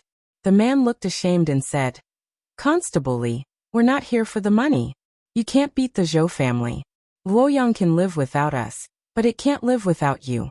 Please forgive us." As soon as the middle-aged man spoke, Li Mu knew who they were. They were the old man's family. After receiving the Zhou family's money and writing a letter of forgiveness, Zhou Ting's sentence was changed from death to exile. Li Mu helped them up and said, "I know you didn't do anything wrong. My condolences." He could tell that the couple was sincere and there was no falsehood in their words. Although Li Mu also hoped that people like Zhou Ting could be executed as soon as possible to prevent him from harming the people in the future, for this family, the dead could not be brought back to life. The current ending was the best ending. Li Mu was already very gratified that they were thinking of him. After sending the couple off, Li Mu returned to the government office. Zhang Chun sighed and said, "Don't take it too hard. You've already done a lot for Luoyang and the people of the Great Zhou. If the money for substitution is not abolished, you'll still see him often in Luoyang in the future." An hour later, people from the Ministry of Justice came and took Zhou Ting away from the government office. The outside of the government office was filled with onlookers. Their expressions were indignant. They wanted Zhou Ting to die, but there was nothing they could do. After staying in the prison for a few hours, Zhou Ting walked out of the government office again. When he walked in front of Li Mu, he looked at him with a smile and said, "I told you it's useless." Li Mu's expression was calm as he looked at him indifferently. "We'll meet again. Perhaps it won't take 3 years. At that time, I hope you'll still be here." The smile on Zhou Ting's face gradually disappeared. He looked at Li Mu and said, "You're the first person to let me know what the prison in Luoyang is like. It's not easy to meet such an interesting person. I really don't want to leave now." With that he left. The 2 middle-aged men who went to prison with him also followed behind him. Zhou Ting took a few steps, then turned back and said to Li Mu, "By the way, after I leave, you have to pay more attention to that old man's family. You have to move out quickly. I heard that they live outside the city. Their house is made of straw mixed with mud. Who knows when it will collapse. They have to be careful on the road. There are many people riding horses outside. It won't be good if 1 or 2 people are killed." When he said this, he did not lower his voice. The onlookers widened their eyes. Extreme anger appeared on their faces. A threat. This was a naked threat. This person was actually so daring. He had just killed that innocent old man with his horse. Now he was threatening their family. Was there no law in Luoyang? Li Mu clenched his fists, then quickly relaxed them. Zhou Ting was very satisfied with his reaction. He smiled at Li Mu and said, "I'm just reminding you. I didn't do anything. You have to have evidence before you do anything. Don't accuse a good person." "Haha," Li Mu said. "Whatever man does, God is watching. God is watching from above." Zhou Ting smiled disdainfully and said, "God? After so many years, I really want to see what God looks like." If you have the ability, let them come down. Li Mu had one hand in his sleeve. He pointed to the sky and raised his head. He shouted, "Damn God, if you have eyes, you shouldn't let good people be wronged. You shouldn't let such evil people harm the world." Zhou Ting sneered. When he looked up, his expression suddenly changed. Boom! A purple thunderbolt struck down from above. Puff! The purple thunderbolt struck Zhou Ting's head. A strange sound came from his chest. A Fulu card turned into ashes. Boom! After the first thunderbolt, another purple thunderbolt struck Zhou Ting's head. He was still unscathed, but the green brick under his feet exploded with a loud bang. At the same time, a substitute talisman in his sleeve burned. Boom! The third thunderbolt struck. A jade pendant on Zhou Ting's chest turned into dust. Boom! The fourth thunderbolt struck. Zhou Ting's expression changed drastically. His eyes were filled with extreme fear. He cried out in shock, "No!" This purple lightning completely engulfed his entire body. In the blink of an eye, only a charred pit was left. Zhou Ting's figure had completely disappeared. It was as if he had evaporated into thin air. The noisy street suddenly became quiet. Even the sound of a pin dropping could be heard. Gulp! It was unknown who was the first to swallow a mouthful of saliva. Whoosh! Everyone turned to look at Li Mu in unison, including the two divine ability protectors around him. Li Mu was still pointing to the sky. He quietly removed the handprint in his sleeve. He raised his hands and said, "Don't look at me. It has nothing to do with me. You don't think that a third realm cultivator like me can release the heavenly thunder of purple cloud, do you?"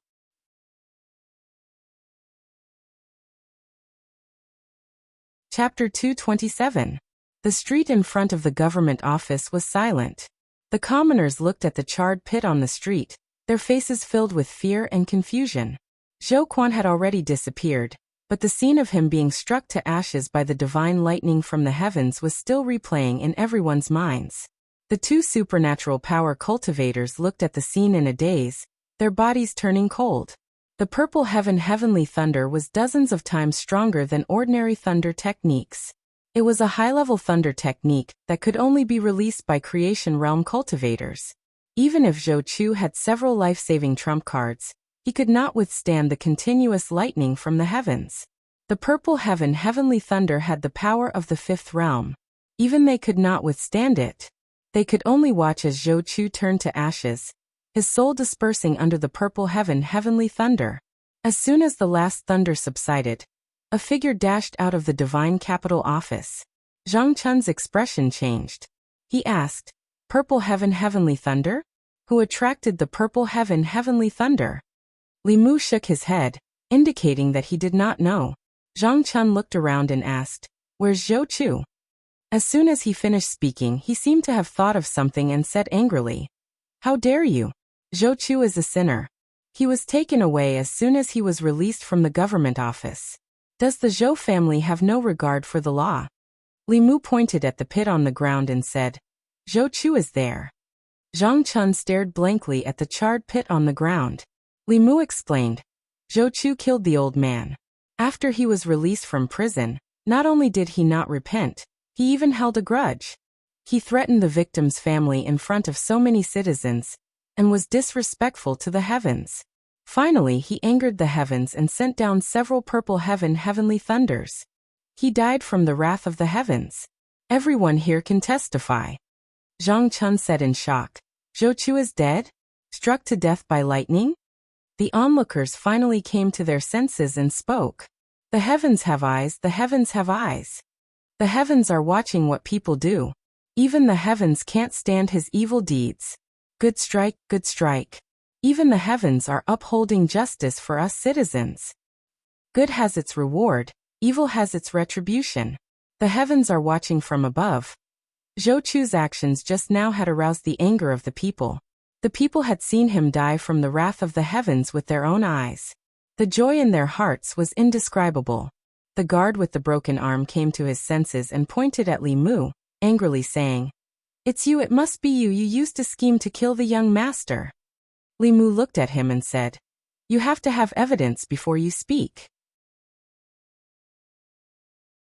If I could use the heavenly thunder of purple cloud, I would have destroyed you, who are worse than animals, long ago. Why would I wait until now? The guard said. Fulu, you must have used Fulu. Li Mu said coldly. Did you see me use Fulu just now? It was impossible for him to use the heavenly thunder talisman in front of everyone. The guard changed his words again. Taoist technique, you use Taoist technique. Li Mu mocked. It can make a cultivator of the third realm use the fifth realm heavenly thunder of purple cloud. If I knew this Taoist technique, the 4 sects and 6 schools of Buddhism and Taoism would have to worship me. Why would I need to stay in Luoyang and be bullied by animals like you? The guard opened his mouth and was speechless. No matter what the cause of the young master's death was, someone had to bear the responsibility. If it was not this constable of the Luoyang government, it would be them. As guards, they would not live long if they let the young master die. He clenched his teeth and crushed the jade talisman in his hand. The moment the jade talisman was crushed, a strong aura shot up from the Ministry of Works. A figure stepped on the air and appeared at the entrance of the Luoyang government in an instant. Zhou Ting looked at the two and asked, "What is it? Where is the young master?" The one-armed guard lowered his head and said in fear, the young master was killed." Zhou Ting's expression changed. "What, my son is dead?" The one-armed guard pointed at Li Mu and said, "Sir, this person killed the young master." He was furious. "Where is his body? Where is his soul?" The guard said with a trembling voice, The young master's soul has dissipated." Zhou Ting took a few steps back. As a fifth-realm cultivator, he could not control his emotions. His body was trembling slightly. He grabbed the guard by the neck and lifted him up. He clenched his teeth and said, "What did you say? Say it again." The one-armed guard's eyes were wide open. He said with difficulty, The young master died under the heavenly thunder of purple cloud." Zhou Ting let go of his hand and threw him aside. He looked at Li Mu with a murderous gaze. Zhang Chun said hurriedly, "Sir, Zhou Ting died under the wrath of the heavens. So many people saw it with their own eyes. You can't blame anyone else." Zhou Ting looked at the charred pit under his feet. He closed his eyes and his lips trembled slightly. No one could hear what he said clearly. However, his cold and emotionless voice sounded in the ears of the two guards. "Kill this person, and I will ensure that your primordial spirits are not destroyed." The two guards looked at each other. Killing an official meant death. If the young master died, they would also die if they went back. Only by obeying the Zhou family would they have a sliver of hope. In the next moment, one of them drew his sword and slashed at Li Mu without hesitation. The other person's artifact had long been broken by Li Mu. He clenched a fist with one hand. His fist was suffused with white light. He punched at Li Mu's chest. "Return my young master's life." The sword light cut through the air. The fist created a sonic boom. It went straight for Li Mu's chest. Their speed was extremely fast, but there was someone who was even faster than them. Before the two of them attacked, Zhang Chun had already taken a step forward and blocked in front of Li Mu. After being blocked by Zhang Chun, the two of them paused slightly. They were about to push Zhang Chun back when they suddenly lowered their heads and looked at their chests. 2 small golden swords pierced through their chests. Their hearts were pierced. The two of them died instantly. Just as their primordial spirits escaped, the 2 small swords came back and pierced into their primordial spirits. They exploded immediately. Their primordial spirits were completely destroyed by the self-destruction of the golden sword shadows. In Li Mu's hand, the last 2 sword talismans turned into ashes. He looked at Zhou Ting's father and said coldly, "Those who assassinate an official will be killed on the spot. You are the constable of the divine capital?" Zhou Ting looked at him. His facial muscles trembled as he asked, "My son died because of you?" Li Mu felt the emotions of the people around him. He knew that this was a rare opportunity to gain their trust. He looked straight into Zhou Ting's eyes and said, "Zhou Ting died because of the wrath of heaven. Even if heaven doesn't kill him, I will kill him. Then you can go to hell." With his only son dead, Zhou Ting had lost his last bit of rationality. A giant golden palm condensed behind him and slapped down on Li Mu's head. "How dare you? How dare you hurt people in the divine capital?" Zhang Chun's face was dark. He raised his hand and slapped out. The giant golden palm turned into specks of light and dissipated in the air. Zhou Ting's eyes narrowed. He looked at Zhang Chun with some caution. At this moment, Zhang Chun suddenly realized something. He spat out a mouthful of blood and staggered a few steps back. He sat on the ground and pointed at Zhou Ting. He cursed, "You Zhou? How dare you try to murder an official of the imperial court in broad daylight? Do you have no respect for the law? Do you have no respect for His Majesty?" Li Mu helped Zhang Chun up. With a flip of his hand, a porcelain bottle appeared in his palm. He poured out a pill from the bottle and handed it to Zhang Chun. He said, "This is a healing pill. Lord Zhang, please take it." Zhang Chun swallowed the pill and smacked his lips. He looked at Li Mu and said, "That palm strike contained decades of experience. I'm seriously injured. This pill is good. Do you have more?" Li Mu gave him the entire bottle. He still had a few bottles of such pills. A figure was rushing over from afar. Soon Li Mu sensed a familiar aura. Mr. Mei appeared beside Li Mu. He looked at the corpses of the two guards on the ground, then at Zhou Ting and Zhang Chun. He asked in a low voice, "What happened?" Zhang Chun pointed at Zhou Ting with a mournful expression. He said, "Mr. Mei, you have to help me. This man tried to murder an official of the imperial court. He didn't care about the law at all. He didn't care about Her Majesty at all." Mr. Mei looked at Zhou Ting and asked sternly, "Lord Zhou, is this true?" The inner guards obeyed the empress. Even Zhou Ting didn't dare to be arrogant in front of the inner guards. He suppressed the anger in his heart and said, "This man killed my son. I wanted to avenge him. Zhang Chun came to me voluntarily. I didn't try to murder an official of the imperial court." Mr. Mei was shocked when he heard the first half of the sentence. He looked at Li Mu and asked, "Zhou Ting is dead. Did you kill him?" Li Mu hurriedly said, "Lord Mei, you can't simply say that. Just now, these commoners were all here. A few hundred pairs of eyes were watching. Ask them, have I ever touched a single strand of hair?" Hearing this, many people defended Li Mu. "It has nothing to do with Constable Li. Zhou Ting was punished by the heavens. We all saw it. He was disrespectful to the heavens. That's why the heavens struck him with lightning. Everyone saw it. He didn't die in one strike. He was struck several times. I counted. He was struck 4 times. The 4th time, he was struck by lightning. There wasn't even a speck of dust left. Constable Li must have woken up the heavens with his scolding. The heavens couldn't bear to see Zhou Ting continue to do evil, so they took him in." Mr. Mei looked at the generous crowd and found it hard to believe. The way of heaven was mysterious. No one knew or grasped the rules. If one did evil, they would be punished by the heavens. How many people were struck to death in Luoyang every day? However, with Li Mu's presence, this matter had a trace of credibility. After all, this wasn't the first time something like this had happened to him. She moved her lips and looked at Li Mu. She asked, "Did Zhou Ting really die because of the heavens?" Li Mu nodded and said, "We all saw with our own eyes that after Zhou Ting was released from prison, he didn't repent.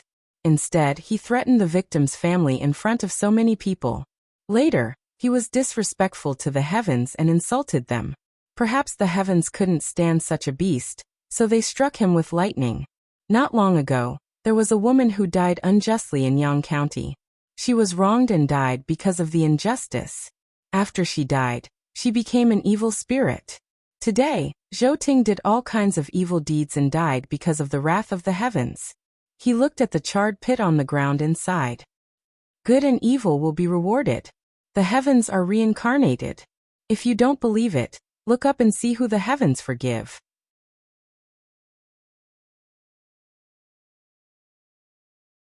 Chapter 228. Zhou Ting clenched his fists and veins popped out on his forehead. However, in front of Mr. Mei, he could only suppress the pain of losing his son and his anger towards Li Mu and Zhang Chun. He didn't believe in divine punishment at all. The way of heaven was mysterious, and the so-called divine punishment was just an excuse used by foolish people to comfort themselves. The evil spirit incident in Yang County wasn't caused by her injustice, but by the truth. Zhou Chu's death was definitely not due to divine punishment. His eyes were bloodshot. He looked at Mr. May and said, "Mr. May, do you also believe in divine punishment?" Mr. May wasn't sure. He glanced at Li Mu and said, "No matter what, the heavenly thunder of purple cloud isn't something that can be attracted by cultivators in the assembled God state. This has nothing to do with Li Mu. We'll only know the details after the investigation." Many commoners and officials heard the thunder in broad daylight in the Luoyang city. 2 constables from the Ministry of Justice arrived late. When they saw the charred pit, 2 corpses, and Zhou Ting, whose veins were popping out on his forehead, they knew they couldn't get involved. They were about to leave when Zhou Ting suddenly said, "This case involves the Luoyang government. They should avoid arousing suspicion and hand it over to the Ministry of Justice for investigation." The 2 constables from the Ministry of Justice stopped in their tracks. Their faces fell completely. One of the constables gritted his teeth and walked forward. He asked, "What happened here? Who killed these 2? The 2 corpses on the ground were the most eye-catching things. The constables recognized them as Zhou Chu's guards. Both of them died on the street, but they didn't know where Zhou Chu went. Li Mu said, "These 2 tried to assassinate me. I've killed them in front of everyone. The people around can testify. I can testify that these 2 tried to kill Constable Li. They deserve to die. They did evil with Zhou Chu all day long. They should have died long ago. Why didn't those thunderbolts kill them too?" With the people around as witnesses, it was easy to cover up what happened to the 2 guards. The constable's job was to chase after criminals and bandits. Their lives were easily threatened when faced with the heretical cultivation of demonic ghosts. In the case of a fatal crisis, they had the right to kill the villains who threatened their lives on the spot. As a constable, he could empathize with Li Mu.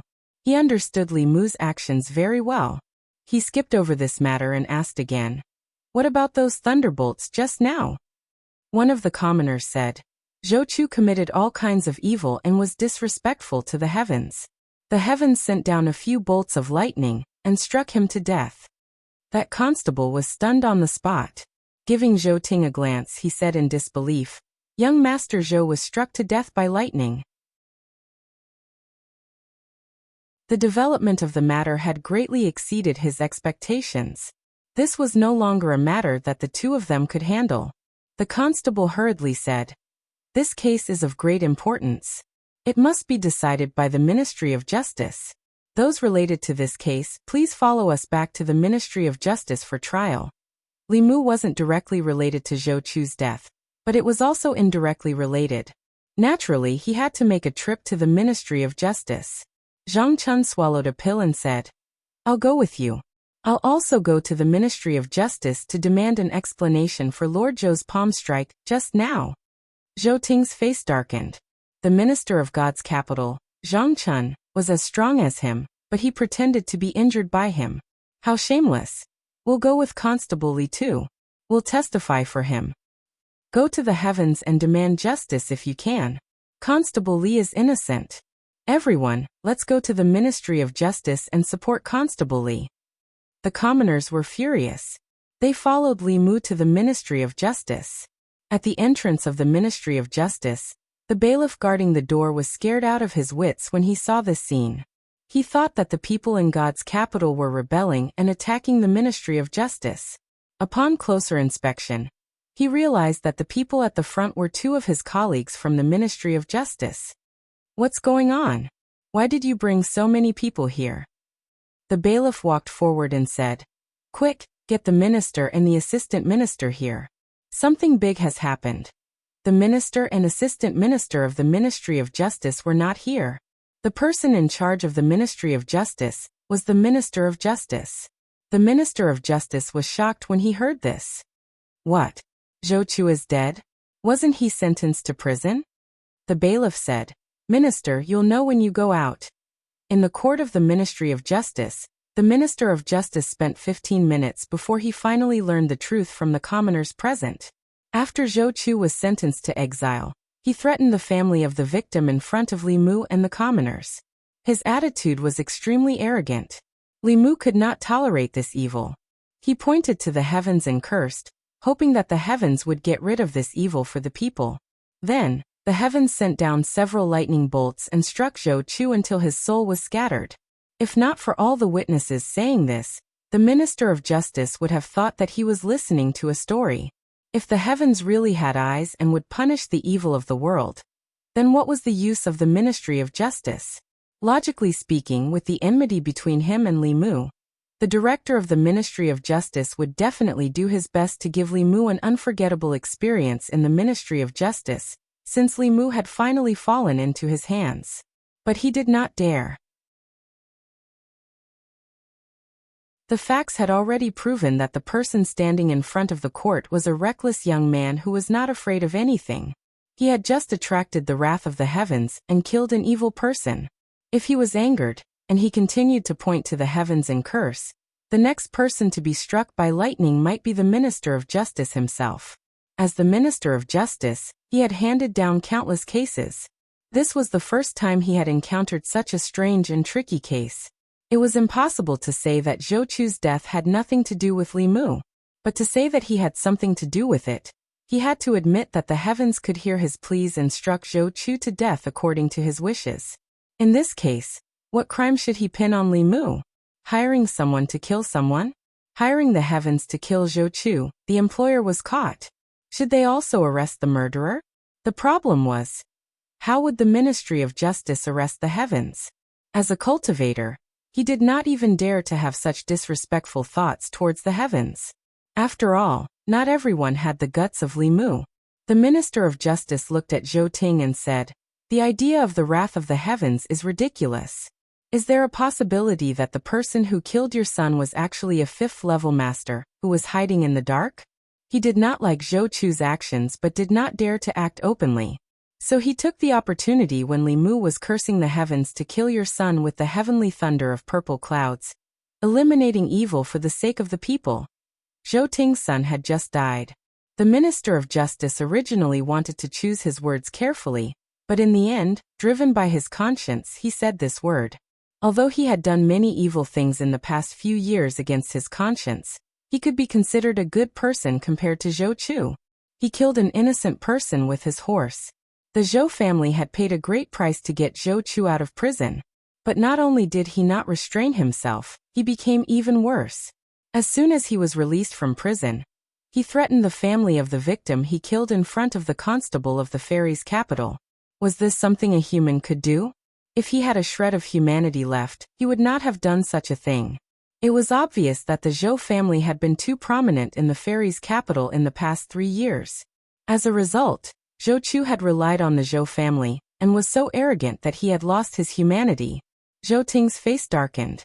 He said, "A fifth-level master is just your guess. No matter what, Li Mu is related to my son's death. How will the Ministry of Justice deal with him?" When the Minister of Justice heard this, he was already a little angry. The Ministry of Justice did not rely on the new party. The Zhou family was powerful, but this was the Ministry of Justice. What right did he have to speak to him like this? Taking a step back, how would the Ministry of Justice deal with Li Mu? If they dealt with Li Mu, it would mean that they approved of him using the heavens to kill someone.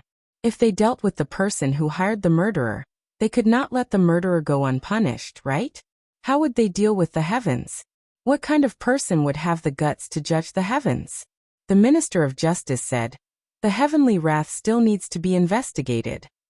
Zhou Ting said darkly, "The heavenly wrath is just an excuse they made up. My son's death must have something to do with him. If the Ministry of Justice takes him into custody and interrogates him, we'll definitely be able to get something out of him." The Minister of Justice said with a cold expression, "Lord Zhou, are you teaching me how to do things?" At this moment, Zhang Chun stepped forward and said angrily, "Lord Zhou, your son's death is unforgivable. However, as an official of the Imperial Court, you actually tried to kill me and the Imperial Court's official. How will you deal with this?" He sat cross-legged in the court and said coldly, "If the Ministry of Justice can't give me a satisfactory explanation today, I won't leave." Lord Zhang, who had always been as timid as a mouse, suddenly became unyielding and dared to fall out with the Zhou family. Li Mu only needed to think for a moment to figure out Lord Zhang's motive. Lord Zhang was determined to make a big deal out of this, and achieve his goal of being transferred out of the fairy's capital. At this time, he could not be left to fight alone. Making a big deal out of this matter would be greatly beneficial to Li Mu. As long as they were in the right, the bigger the matter, the better it would be for them. At most, they would resign and go to Mount Baiyun to live together with Lu Hanyan and Wanwan. Li Mu stepped forward and pointed at Zhou Ting. He said sternly, "You invert right and wrong, and you can't differentiate between right and wrong. No wonder you taught such a beast. He kills people everywhere, and he doesn't repent. He's waiting for an opportunity to take revenge. Everyone knows that he's a beast. It's satisfying that he died under the heavenly wrath." His voice was loud and clear. It spread to the ears of everyone in the court and outside the court. The people were in high spirits, and the psyche power in their bodies surged. They looked at Li Mushi in the hall, and some kind of colorless emotion surged in their bodies. Countless officials in the Ministry of Justice were stunned for a moment when they heard that. Then, they felt a surge of pride in their hearts. Regardless of their position, to be able to say such words in front of the Zhou family, even if he was their enemy, was worthy of their respect. This was how a man should be. The Assistant Minister of the Ministry of Justice walked to the entrance of the Ministry of Justice and stopped. He looked at the court and reminisced. The Minister of Justice asked, "Assistant Minister Zhou, what's wrong?" The Assistant Minister looked forward and said, "He looks like an old friend of mine." The Minister of Justice's eyes flickered. He had been an official for many years, but he had only seen the scene in the Ministry of Justice twice. Coincidentally, the mastermind of both incidents was here. In the court, the muscles on Zhou Ting's face twitched, and the veins on his forehead throbbed. He said sternly, "Who do you think you are? How dare you insult me?" Li Mu looked straight at him and said coldly, "I've cursed the heavens above and the earth below. I've cursed all the injustices in the world. I'm not afraid of the heavens and earth. Who do you think you are?"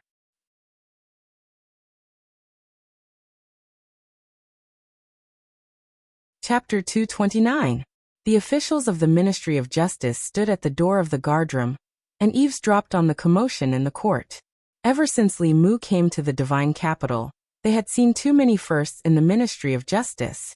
The constable of the divine capital made the director of the Ministry of Justice speechless for the first time in the Ministry of Justice's territory.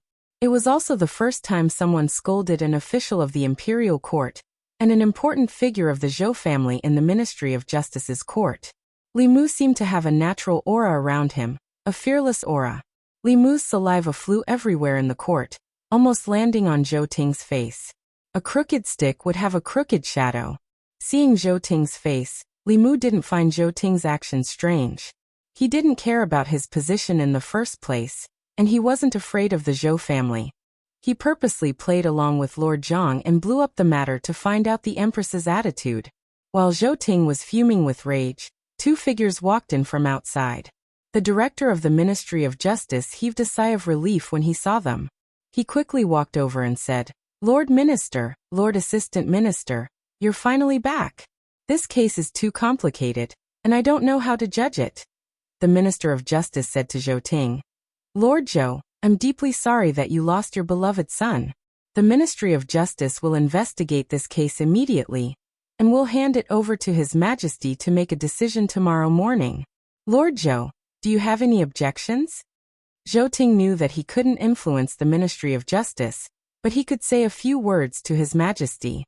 He said with a dark face, "I hope the Ministry of Justice can investigate this case impartially." The Minister of Justice said, "Of course." He looked at Zhang Chun and Li Mu and said, "This case involves a lot of things. You two can return to the Yamen first and wait outside the palace tomorrow. I'm afraid His Majesty will summon you at any time." Zhou Ting's death wasn't directly related to Li Mu, so the Ministry of Justice couldn't detain him. He and Zhang Chun walked out of the Ministry of Justice and were surrounded by commoners. "Constable Li, how did it go? What did the Ministry of Justice say?" "Zhou Ting's death was his own fault. The Ministry of Justice didn't blame you, did they?" Faced with the concern of the people, Li Mu smiled and said, "Tomorrow, the Ministry of Justice will present this case to His Majesty and let His Majesty decide. I believe that His Majesty will give me justice." "We're all with Constable Li." I suggest that everyone write a letter to plead for Constable Li. I agree. The silk used to sign the book of 10,000 people will be provided by Splendid Workshop. At this moment, Li Mu sensed from the people around him. Other than psychic power, he also sensed emotions that were different from before. This emotion was colorless, and it was the last emotion that he lacked among the 7 emotions. Love originated from the love and respect of the people. The people of Luoyang finally trusted and accepted him after he cursed and swore at the sky, and was struck by lightning. Li Mu walked from the Ministry of Justice to the government office. The love he absorbed from thousands of people was enough for him to condense the 5th spirit, non-poison. In the small residence of the government office, Xiaobai sat cross-legged on the bed to cultivate. She did not know what was going on. Li Mu walked into the room, got onto the bed, and sat cross-legged opposite her. He formed a seal with his hands and said, 9 cycles of white qi, control the evil spirits, heavenly beasts guard the door, delicate girls guard the door, 7 spirits and softness are at peace with me. Do not act rashly, look at the source of form. Non-poison condense. His mana was no longer the same as before. It was extremely easy for him to condense the spirit and follow the spirit. After Li Mu had completely refined the love, Li Mu could clearly feel that there were some changes in his body. His mana had also increased slightly. However, compared to the increase in his mana, what he felt most was the feeling of completion that came from within his body. After condensing the love, Li Mu acutely sensed that there was a trace of love beside him. He opened his eyes and saw Xiaobai sitting in front of him. She was holding her chin with both hands and looking at him in a daze. Her gaze was so pure and her small face was so delicate. The way she looked at Li Mu with all her attention made his heart tremble slightly. Since the second time she met Li Mu, she had never changed her mind about giving herself to him. After seeing Lu Hanyan, she was worried that Lu Hanyan would be dissatisfied, so she hid this thought. Li Mu had always thought that as a member of the Heavenly Fox clan, she stayed by his side only to repay his kindness. He did not expect that she would have the same feelings for Li Mu as Lu Hanyan. When Xiaobai saw Li Mu open his eyes, the corners of her mouth immediately curled up. She said sweetly, "Benefactor, you're awake." Li Mu patted her head and said, "Let's go home." The Ministry of Justice. Zhang Chun and Li Mu returned to the Yamen first, but Zhou Ting did not leave. He persuaded his family to make a deal with the Assistant Minister of the Ministry of Justice with his position as the Nanyang Commandery Officer. He listened to his arrangements and gave the old man's family a large sum of money for them to write a letter of understanding. Through the Ministry of Justice, he reversed the sentence of the Luoyang Yamen and changed Zhou Chu's sentence from death to imprisonment. However, all of this was in vain. His son was still dead in the end. When only Zhou Ting and the Assistant Minister of the Ministry of Justice were left in the court, the Assistant Minister glanced at him and said, "I am also very regretful about your son's death, but I have already done what I promised you. Our transaction has been completed. The following matters have nothing to do with me." Zhou Ting's eyes were bloodshot after experiencing the pain of losing his son. He gritted his teeth and said, "That matter is already in the past. There is no need to mention it again. I only want Li Mu to die now." Regardless of whether Zhou Chu's death was caused by Li Mu or someone else created the wrath of heaven to deceive the world, Zhou Ting could not tolerate Li Mu continuing to live in this world. Being pointed at and scolded in the court of the Ministry of Justice, he and the Zhou family had lost all face. The Assistant Minister of the Ministry of Justice said, "I'm afraid it won't be that easy to kill Li Mu. He is now affecting the people of the Luoyang. Moreover, your son's actions have indeed incurred the wrath of the heavens. His Majesty will not let him die, nor will your Zhou family, unless he killed Zhou Chu. However, he clearly does not have the ability to kill Zhou Chu. If you want to avenge your son, you can only stab the heavens." A moment later, Zhou Ting walked out of the Ministry of Justice aggressively. In order to settle this matter, the Zhou family had paid a heavy price. However, in the end, an important chess piece of the Zhou family in Nanyang Commandery was lost. His son was also lost. It could be said that he had lost both his son and his army. He wanted nothing more than to cut Li Mu into 1,000 pieces and grind his bones to dust. However, there was nothing he could do. As soon as he returned to the Zhou family, a servant came to invite him, saying that the master wanted to see him. Zhou Ting passed through a few doors and arrived at a study. He knocked on the door and a dignified voice said, "Come in." Zhou Ting walked into the study and said sorrowfully, "Big brother, Chuer is dead." In the study, an imposing figure said, "I already know." The figure sighed and turned to look at him. He said, "I've already warned you to be strict with yourself and discipline your son well. However, you never listened and allowed him to do as he pleased in the Luoyang. That's why he has today's consequences." Zhou Ting said sorrowfully, "It's too late to say all this now. Chuer is dead. His soul has dissipated. He doesn't even have the chance to become a ghost. I must catch Chuer's murderer and tear him to pieces." The figure was silent for a moment. He asked, "What did the Ministry of Justice say?" Zhou Ting gritted his teeth and said, "The Ministry of Justice suspects that a fifth realm powerhouse killed Chuer under the guise of heavenly wrath." The figure calculated with his fingers and shook his head. No one else was involved in Chuer's death. It's indeed related to that constable. Zhou Ting's eyes widened. Although he really wanted Li Mu to die, he did not think that Zhou Chu's death was caused by Li Mu. He was just a third realm constable and did not have that kind of ability. However, Big Brother had the cultivation of Dongxian. He could read the stars and predict heavenly secrets. It was impossible for him to be wrong. Zhou Ting said furiously, "It's really him. How did he kill Chuer?" The figure shook his head and said, "Heavenly secrets are hard to predict.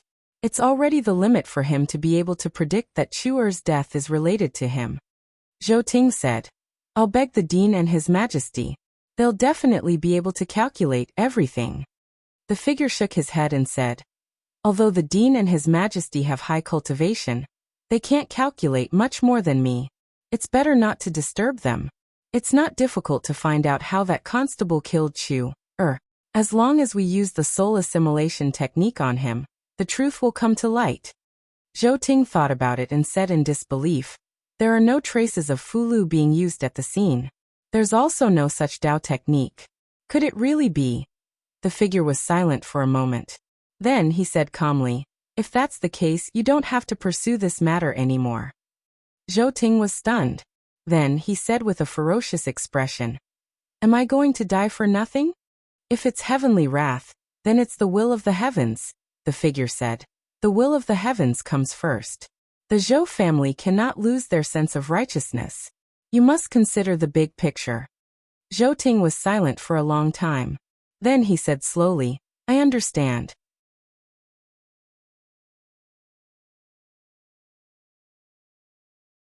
Chapter 230. Zhou Mansion.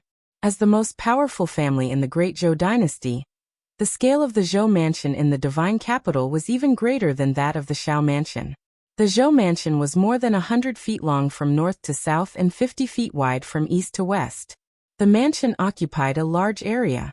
The Zhou family was prosperous. The four brothers all held important positions in the imperial court. It was said in the divine capital that the Zhou family supported half of the imperial court in the Great Zhou. This was not an exaggeration. At this moment, in a courtyard in the Zhou mansion, a middle-aged woman had fainted from crying after hearing the news of Zhou Chu's death. "Chuer, my poor Chuer!" Her sorrowful cries penetrated the walls of the courtyard. The maids and servants who passed by all lowered their heads and hurried past. Zhou Chu's two sisters had already married out of the Zhou family. When they heard the news, they hurried back to console the woman. The woman cried until her tears ran dry. She grabbed Zhou Ting's hand, and her eyes were filled with murderous intent. She gritted her teeth and said, "Master, the person who killed Chuer must be cut into 1,000 pieces. Then his soul must be captured and burned by the nether fire day and night." Zhou Ting said coldly, "Don't worry. I will make him beg for death to comfort Chuer's soul in heaven." A young woman beside the woman raised her head and looked at Zhou Ting. She said, "Father, when I came here, I heard from my husband that this matter is not easy to deal with. It could easily incite a rebellion among the people. Why don't you go to the palace and beg my sister? Beg Her Majesty to uphold justice for my brother?" The other young woman beside her could not bear it. She opened her mouth several times, but in the end, she sighed and did not say anything. Zhou Ting said, "Ever since we forced her to marry the former crown prince, Her Majesty has been holding a grudge against the Zhou family. In these 3 years, she has deliberately distanced herself from the Zhou family. If I go to the palace and beg her, I'm afraid." The young woman who spoke first said, "No matter what, Chuer is still her family. No matter how cold-blooded she is, she won't ignore Chuer's death, right?" The woman gritted her teeth and said, "If she refuses to see you, ask Big Brother to see her. Although she is Her Majesty, will she refuse to see her own father?" Zhou Ting lowered his head and said, "Big Brother wants me to consider the big picture. It's impossible for him to interfere in this matter." The woman said angrily, the big picture, Chuaner's life is already gone, and he still wants to take care of the big picture? This is also related to the Zhou family's face and dignity." "Shut up." Zhou Ting reprimanded her and said, "For this day, our Zhou family has waited for hundreds of years." The burden on Big Brother's shoulders is not something we can imagine. He concealed the sorrow in his eyes, straightened his collar and said, "I'll enter the palace first." The imperial palace. Zhou Ting stood in front of a palace and bowed. "This Zhou has an important matter to discuss with His Majesty. Miss Shengguan, please help me inform him." The young female official said, "I'm sorry, His Majesty had some enlightenment in cultivation today, and went into seclusion early in the morning. If Lord Zhou has anything to say, we can talk about it tomorrow morning." Zhou Ting was silent for a while before saying, "Since that's the case, this official will return first." The young woman turned and walked through the palace into the garden behind it. Mr. Mei stood behind a figure and said, "Your Majesty, today in front of the godly capital government." The Empress said, "I know." Her voice was very dignified, as if there was no emotion in it. Mr. Mei hesitated for a moment before saying, "Your Majesty, Zhou Chu's actions have already caused resentment among the people. Although he died because of Li Mu, his death can't be blamed on Li Mu. Otherwise, the people that Your Majesty worked so hard to gather in the godly capital will scatter." The Empress looked ahead and said, "You seem to be very protective of Li Mu." Mr. Mei said, "I brought him here from the North County. After he came to the godly capital, everything he did was for the people and for Your Majesty. I just feel that someone like him shouldn't suffer such injustice." The Empress asked, "Ali, what do you think?" The young female official thought for a while and said, "Although he sometimes speaks without thinking, he's a good person, a good official. The godly capital lacks people like him. Zhou Chu died from the heavenly thunder of purple cloud, and he's only a spirit condensation cultivator. Perhaps someone else is framing him and trying to take advantage of the situation." The Empress waved her sleeves, and a clear image appeared in the air. In the image, Zhou Chu was arrogant. He threatened the family of the deceased, causing anger among the people.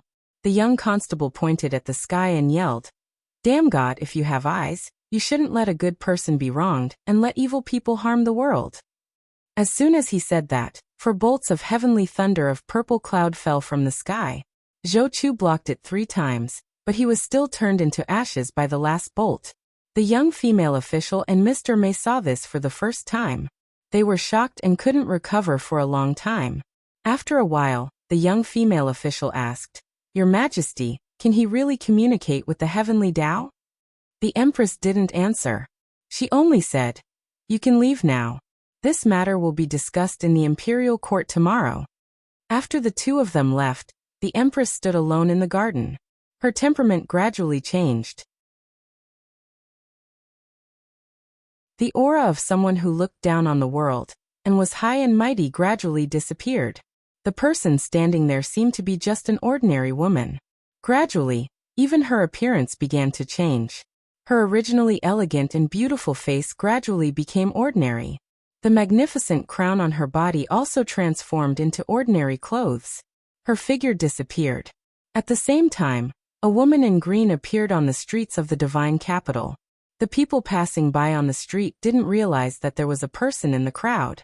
The woman in green walked to a noodle stall.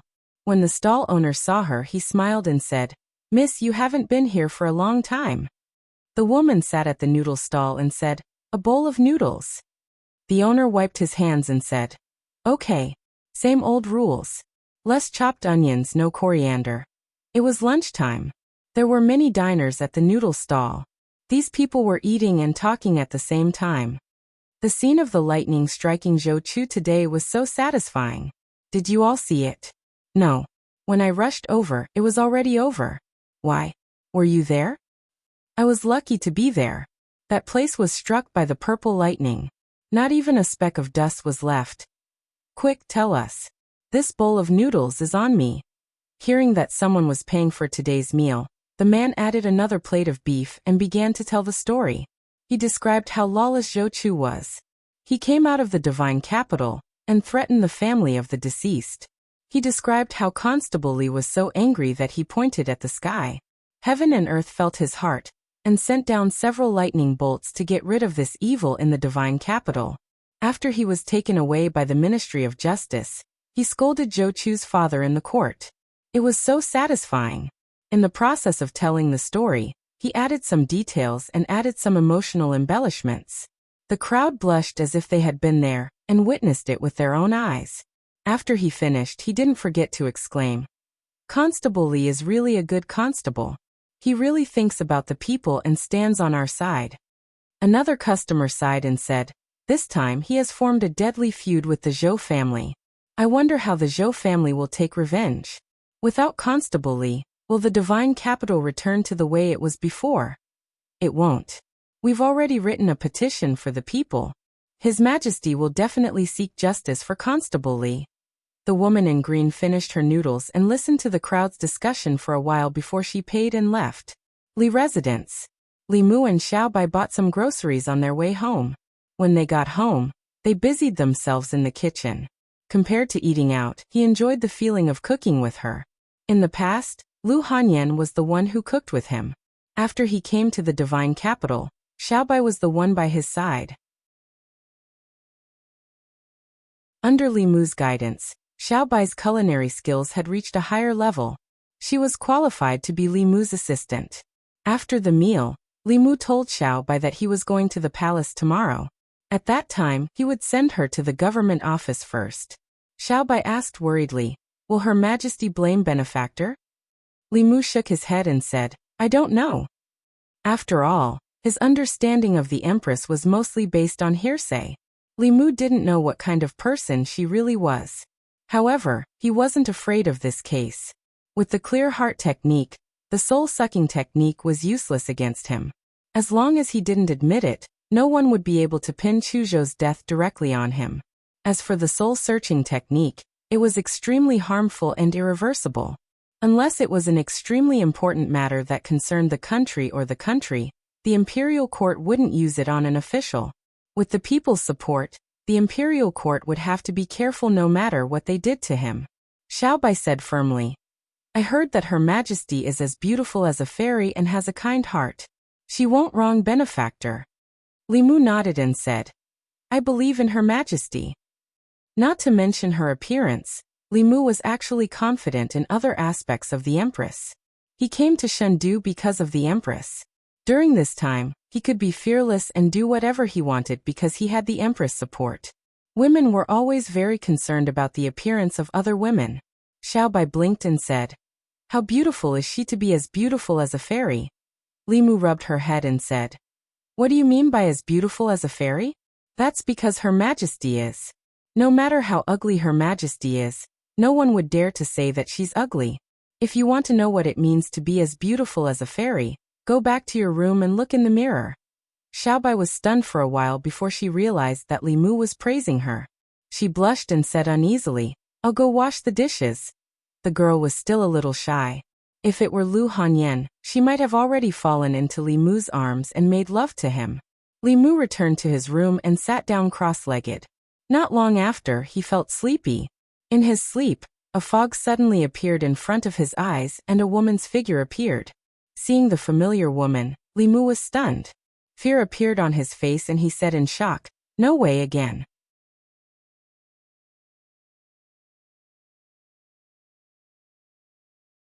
Chapter 231. Ever since that night when he was ravaged 8 times, this woman had never appeared in Li Mu's dreams again. This made him think that what had happened back then was merely a coincidence. Until now, this familiar figure had appeared in his dream once again. This made Li Mu realize that the possibility of that incident being a coincidence was infinitely close to zero. Li Mu did not leave the dream immediately. He needed to figure out what was going on. Li Mu looked at the woman from afar and asked, "Who are you?" The woman said indifferently, "You don't need to know who I am." Li Mu asked tentatively, "Are you my inner demon?" With Li Mu's knowledge, other than an inner demon, he could not think of any other possibility. Even Dongxian could not casually invade other people's dreams. This was something that even Venerable Qianhuan could not do. Inner demon? The woman looked at him and said slowly, "You can understand it that way." Li Mu said warily, "What do you want?" The woman said, "I was born because of you. Why don't you ask yourself what you want?" Her words made Li Mu no longer doubt her identity. Except for the consciousness born in his body, no one could easily enter his dreams. Many people interpreted the high-level inner demon as a second soul. According to Li Mu's understanding, it was more like a second personality. In the same body, several different consciousnesses were born. Their age, personality, and even gender could be different. Li Mu had seen this kind of setting countless times in suspense movies. Li Mu asked warily, "You want to devour my consciousness?" The woman shook her head and said, "Not interested." Li Mu said in surprise, "Then what do you want?" The woman looked at Li Mu and said, "You killed Zhou Chu." Li Mu looked at the woman.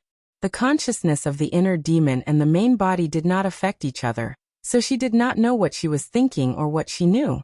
However, the experiences of this body could not be hidden from her. Although the person in front of him was a woman, Li Mu knew very well that he was her and she was him. He had nothing to hide from himself. Li Mu asked, "Don't people who are worse than beasts deserve to die?" The woman said, "Director Zhou is from the Zhou family, and His Majesty's surname is also Zhou. Aren't you afraid that His Majesty will be biased?" Li Mu looked at her and said, "You know a lot." The woman replied, "You are me and I am you. I know what you're thinking." Li Mu looked at her and asked, "Then tell me, what am I thinking now?" Li Mu thought, if the inner demon only appeared in dreams, if he had a wet dream, what would it look like in the eyes of the inner demon? Whoosh! As soon as this thought appeared in his mind, the shadow of a whip came at him. Li Mu quickly dodged, and finally no longer doubted it. She even knew what he was thinking in his dreams. Other than his inner demon, what else could she be? The woman actually did not know what Li Mu was thinking. She only saw that his expression was strange, wretched and lustful. He could not be thinking of anything good, so she might as well whip him first. Li Mu looked at the woman and said, "Don't be impulsive. Hitting me is hitting you." The shadow of the whip slowly disappeared. The woman asked again, "Why are you doing this? What good is it for you?" Li Mu said, "You are me. You don't know why I'm doing this?" The woman did not speak. Li Mu guessed that she could only understand his thoughts in his dreams. He could not help but feel relieved, worried that she would be angry and hang him up to beat him again. Li Mu said, "Because I am a bailiff. It is my duty to get rid of evil and bring justice to the people. Moreover, His Majesty has treated me with sincerity. I have to clean up the evil in Luoyang and unite the people to repay His Majesty." The woman looked at him indifferently and said, "Help her unite the people.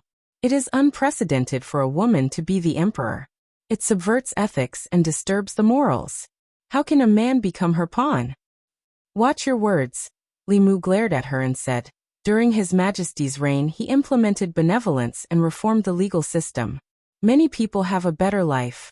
In contrast, during the time of the previous emperor, the 36 counties were filled with corrupt officials. Even Luoyang was a mess. If I don't help such a wise emperor, should I help a tyrant?" Li Mu was dissatisfied with the woman in front of him. As his other personality, she did not have the consciousness of the main personality. Li Mu felt ashamed for having such a personality. The woman was silent for a moment. She looked at Li Mu one last time, and her figure slowly faded away. Li Mu pointed at her and said, "Don't go. I haven't finished talking." The woman's figure completely disappeared. Li Mu also woke up from his dream. He touched his head with a puzzled expression. This time he did not get beaten up. This time, she was not as unreasonable as last time. He had read about the inner demons in books. They were all violent and murderous monsters.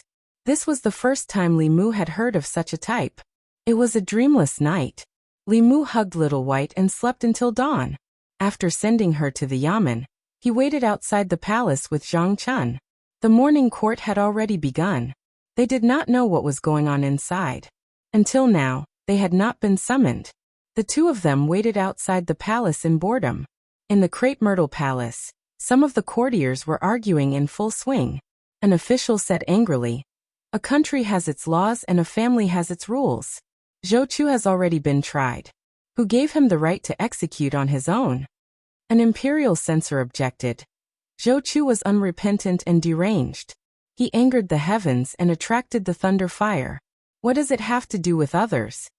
The official said, "Who attracted the heavenly thunder of purple cloud?"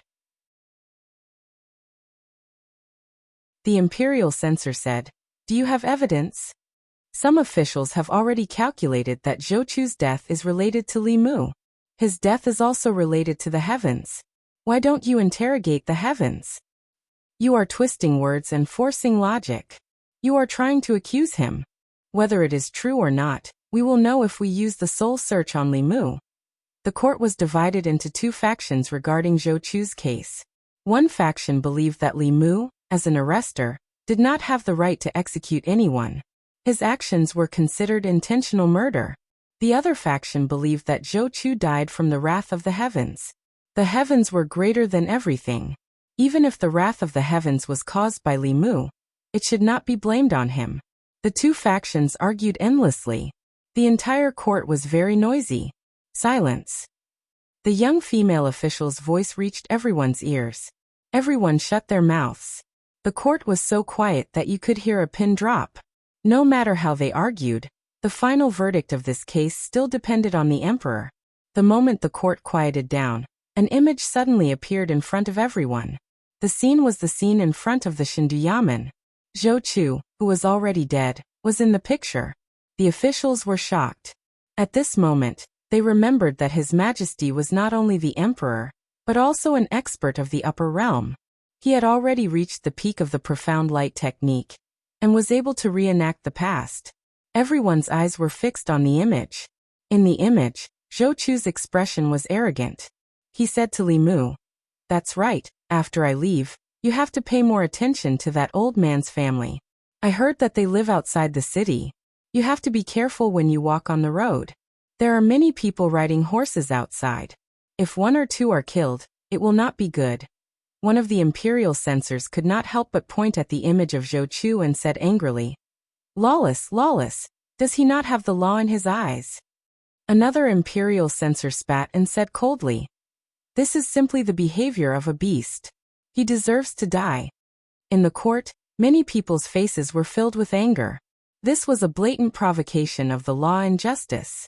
They only heard that Zhou Chu was arrogant, but they did not expect him to be so arrogant. Under the strong impact of this image, several officials of the new party also retracted their heads. Whoever dares to speak up for Zhou Chu will definitely offend the public. What worried them more was the emperor's thoughts. His Majesty used his great magical power to reenact the image of yesterday. Does this mean that he is not on the side of the Zhou family? In the video, facing the threats around him, the young constable said, "God is watching what we do. God is watching us." Zhou Chu sneered. "God, after so many years, I really want to see what God looks like. If you have the ability, let them come down." The young arrestor was obviously enraged. He pointed to the sky and scolded God for being blind. As his voice fell, several lightning bolts suddenly fell from the sky. Under the last purple lightning bolt, Zhou Chu turned into ashes.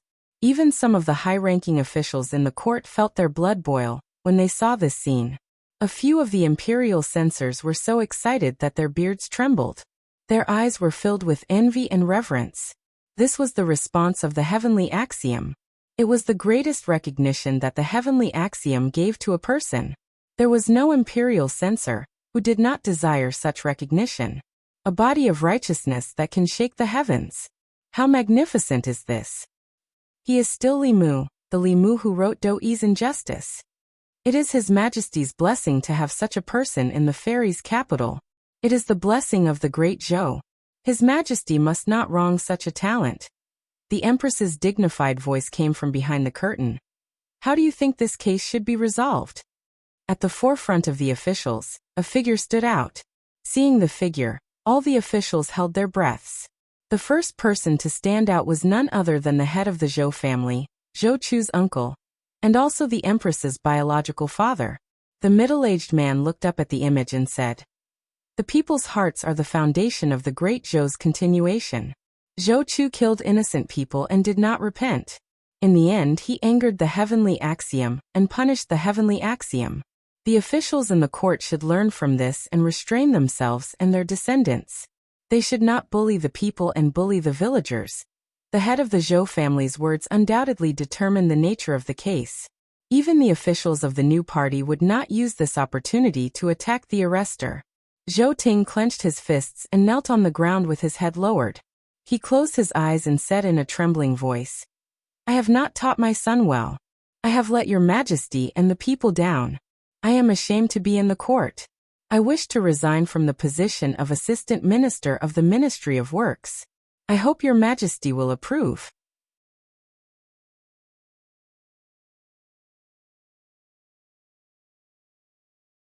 Chapter 232. Li Mu and Zhang Chun waited for a long time at the gate of the palace. Instead of the Empress, they saw Mr. Mei. Mr. Mei walked out of the palace gate and said to the two, "It's all right now. You can go back." Zhang Chun was stunned and asked, "What's going on inside?" Mr. Mei looked at Li Mu and said, "Her Majesty used the dark light technique to recreate the scene of yesterday." All the officials were furious. The Assistant Minister of the Ministry of Works, Zhou Ting, resigned because he didn't teach his son well. Her Majesty has agreed that Zhou Ting died because of the wrath of heaven. It has nothing to do with you. You can go back now. Zhang Chun asked, "Is there anything else?" Mr. Mei asked, "What do you want?" Zhang Chun shook his head and felt a little regretful, but he didn't say anything. Mr. Mei suddenly took out a stack of fulu from his sleeve and handed it to Li Mu, saying, "This is for you from Her Majesty." Li Mu looked at the stack of purple cloud thunder talismans in his hand thoughtfully. Mr. Mei handed him a jade pendant and said, "This is also for you from Her Majesty." Li Mu took the jade pendant and looked at it over and over. He didn't see anything special about it, so he asked, "What is this?" Mr. Mei said, "This jade pendant can hide the secrets of heaven. Keep it with you." Hearing this, Li Mu suddenly felt that the jade pendant in his hand became heavier. Hiding the secrets of heaven didn't seem to have any real effect. It could neither increase defense nor enhance attack. However, it had a very important function, which was to prevent the ultimate masters from calculating. The masters of Dongxian had already seen through the mysteries of heaven. They could observe the stars and know fate. With a pinch of their fingers, they could predict good or bad luck. They could even calculate someone's location and monitor them remotely through the dark light technique. If one had something to hide the secrets of heaven, they could block the calculations of the masters of Dongxian and above. This could be very useful sometimes. The jade pendant that concealed the heavenly secrets and the stack of purple cloud thunder talismans made Li Mu wonder if the Empress knew anything about it. Logically speaking, even if a seventh realm expert could calculate that Zhou Chu's death was related to him, they shouldn't be able to confirm whether he had died directly or indirectly at Li Mu's hands. The Thousand Illusions had said before that the mysteries of heaven were hard to predict. No one could calculate all of the mysteries of heaven. The so-called arithmetic was nothing more than some hazy feelings, very difficult to be specific. He accepted the jade pendant and bowed to Mr. Mei, saying, "Sister Mei, please thank His Majesty for me." Mr. Mei sighed and said, "His Majesty has suffered a lot to protect you this time. I hope you will remember his kindness." Li Mu used to have some worries, but after today, his worries had disappeared. From today onwards, he truly regarded himself as one of the Empress men. It was a pity that he hadn't been summoned today, so he didn't have the chance to see her. However, there was no need to be anxious. Now he had already begun to hug the Empress's thigh. There would be plenty of opportunities to see her in the future. Zhou Manor. Crash. In a small courtyard, the sound of porcelain shattering could be heard. The maids and servants all stood in the courtyard with their heads lowered, not daring to speak.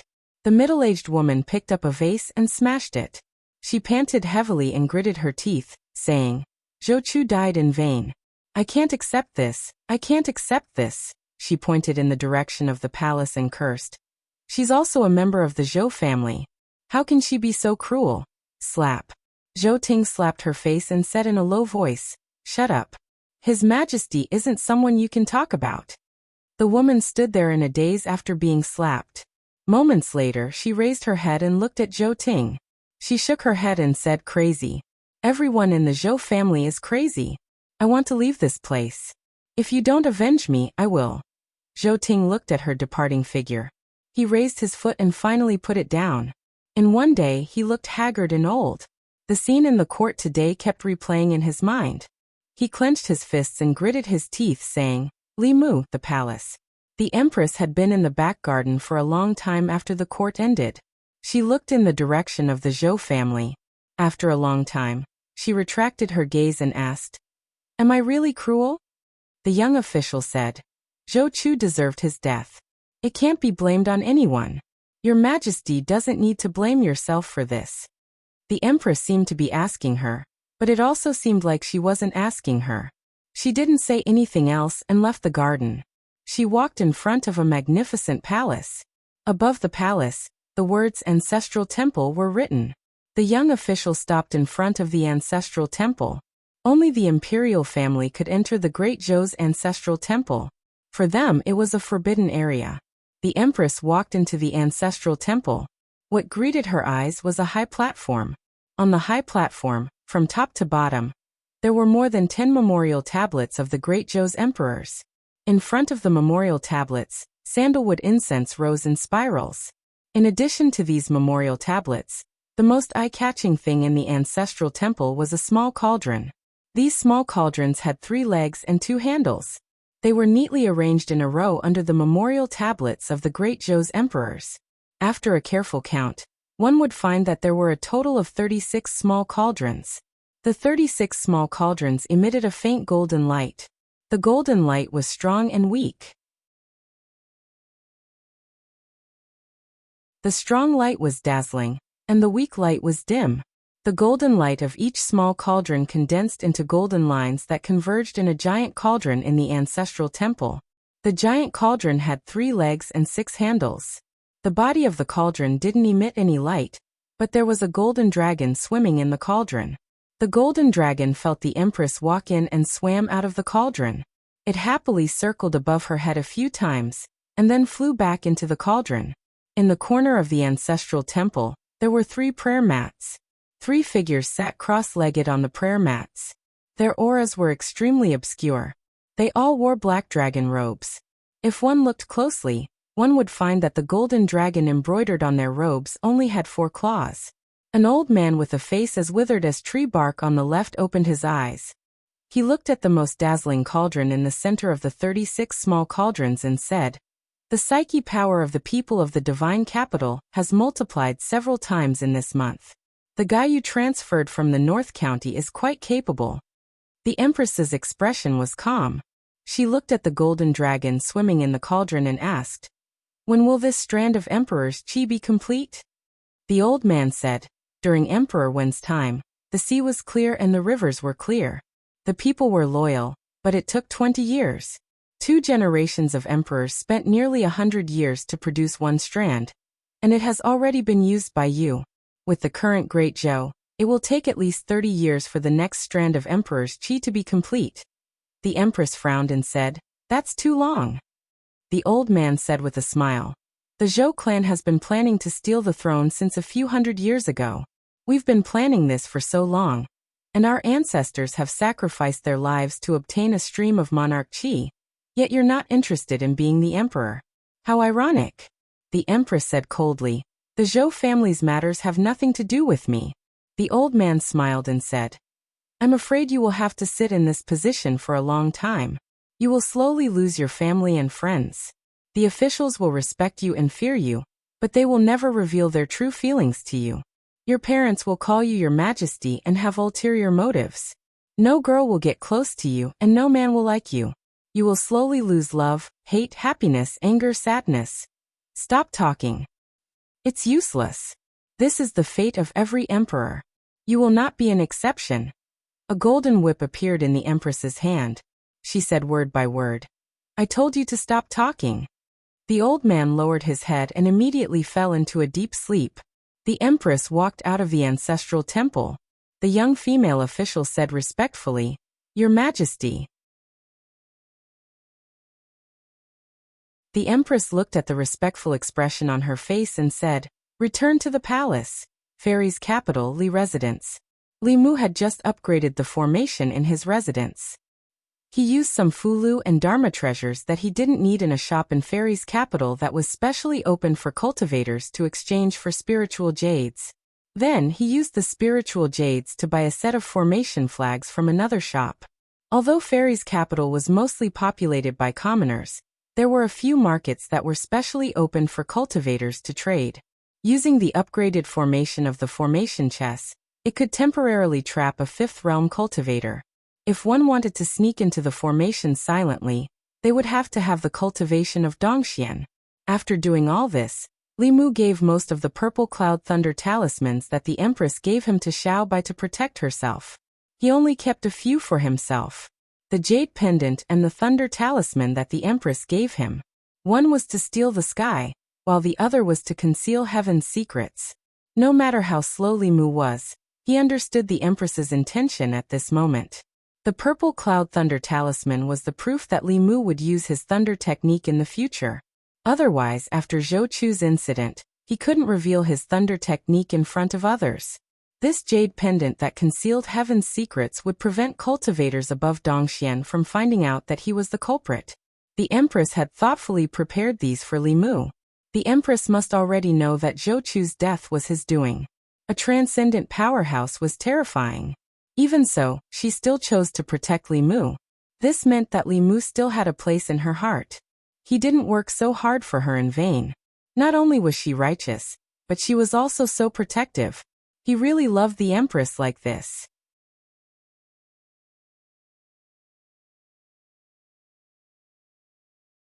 Chapter 233. Half a month had passed since the Zhou Chu incident. In the morning, Li Mu, who was sitting cross-legged on his bed, slowly opened his eyes. A golden light flashed in his eyes. Although he had been preparing to cultivate both Buddhism and Taoism, he had spent more than 90% of his time cultivating under the guidance of Taoism. He had very little time to recite scriptures and practice Buddhism. Especially after entering the spirit concentrating realm, the growth of his mana had slowed down. He had spent all his time cultivating Taoism. Now his Taoist cultivation had reached the third realm, but his Buddhist cultivation had only barely broken through the first realm last night. The first realm of Buddhism was called breakthrough. It meant that Buddhist disciples could see through the mortal world and enter into Buddhism. This realm required the cultivation of the six senses. Now Li Mu's six senses had been perfected. He did not need to use any supernatural powers to hear the conversation between the butcher and the waiter in the tea house a few streets away. Through his sense of smell, he could easily distinguish the various smells in the air and trace them back to their source. In a way, he already had the innate supernatural powers of some monsters. Some monsters were born with a keen sense of hearing and smell.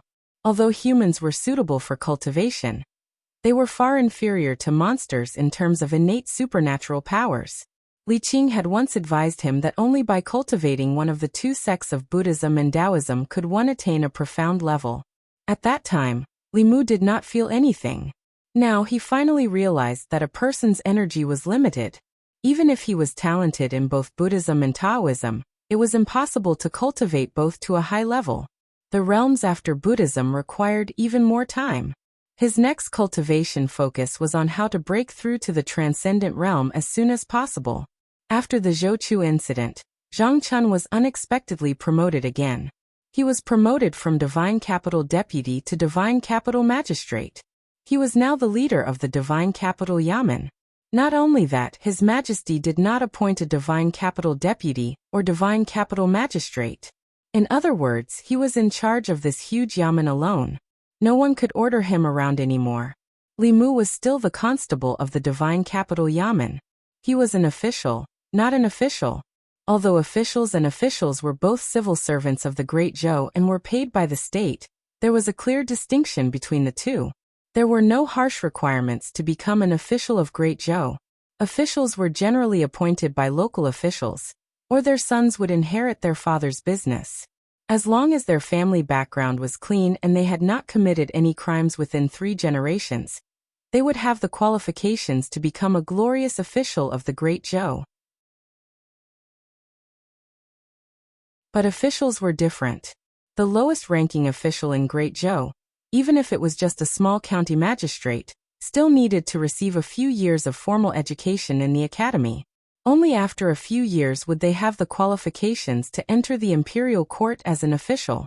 This was a rule set by Emperor Wen in order to clean up the chaos in Great Zhou's officialdom and improve the quality of the officials as a whole.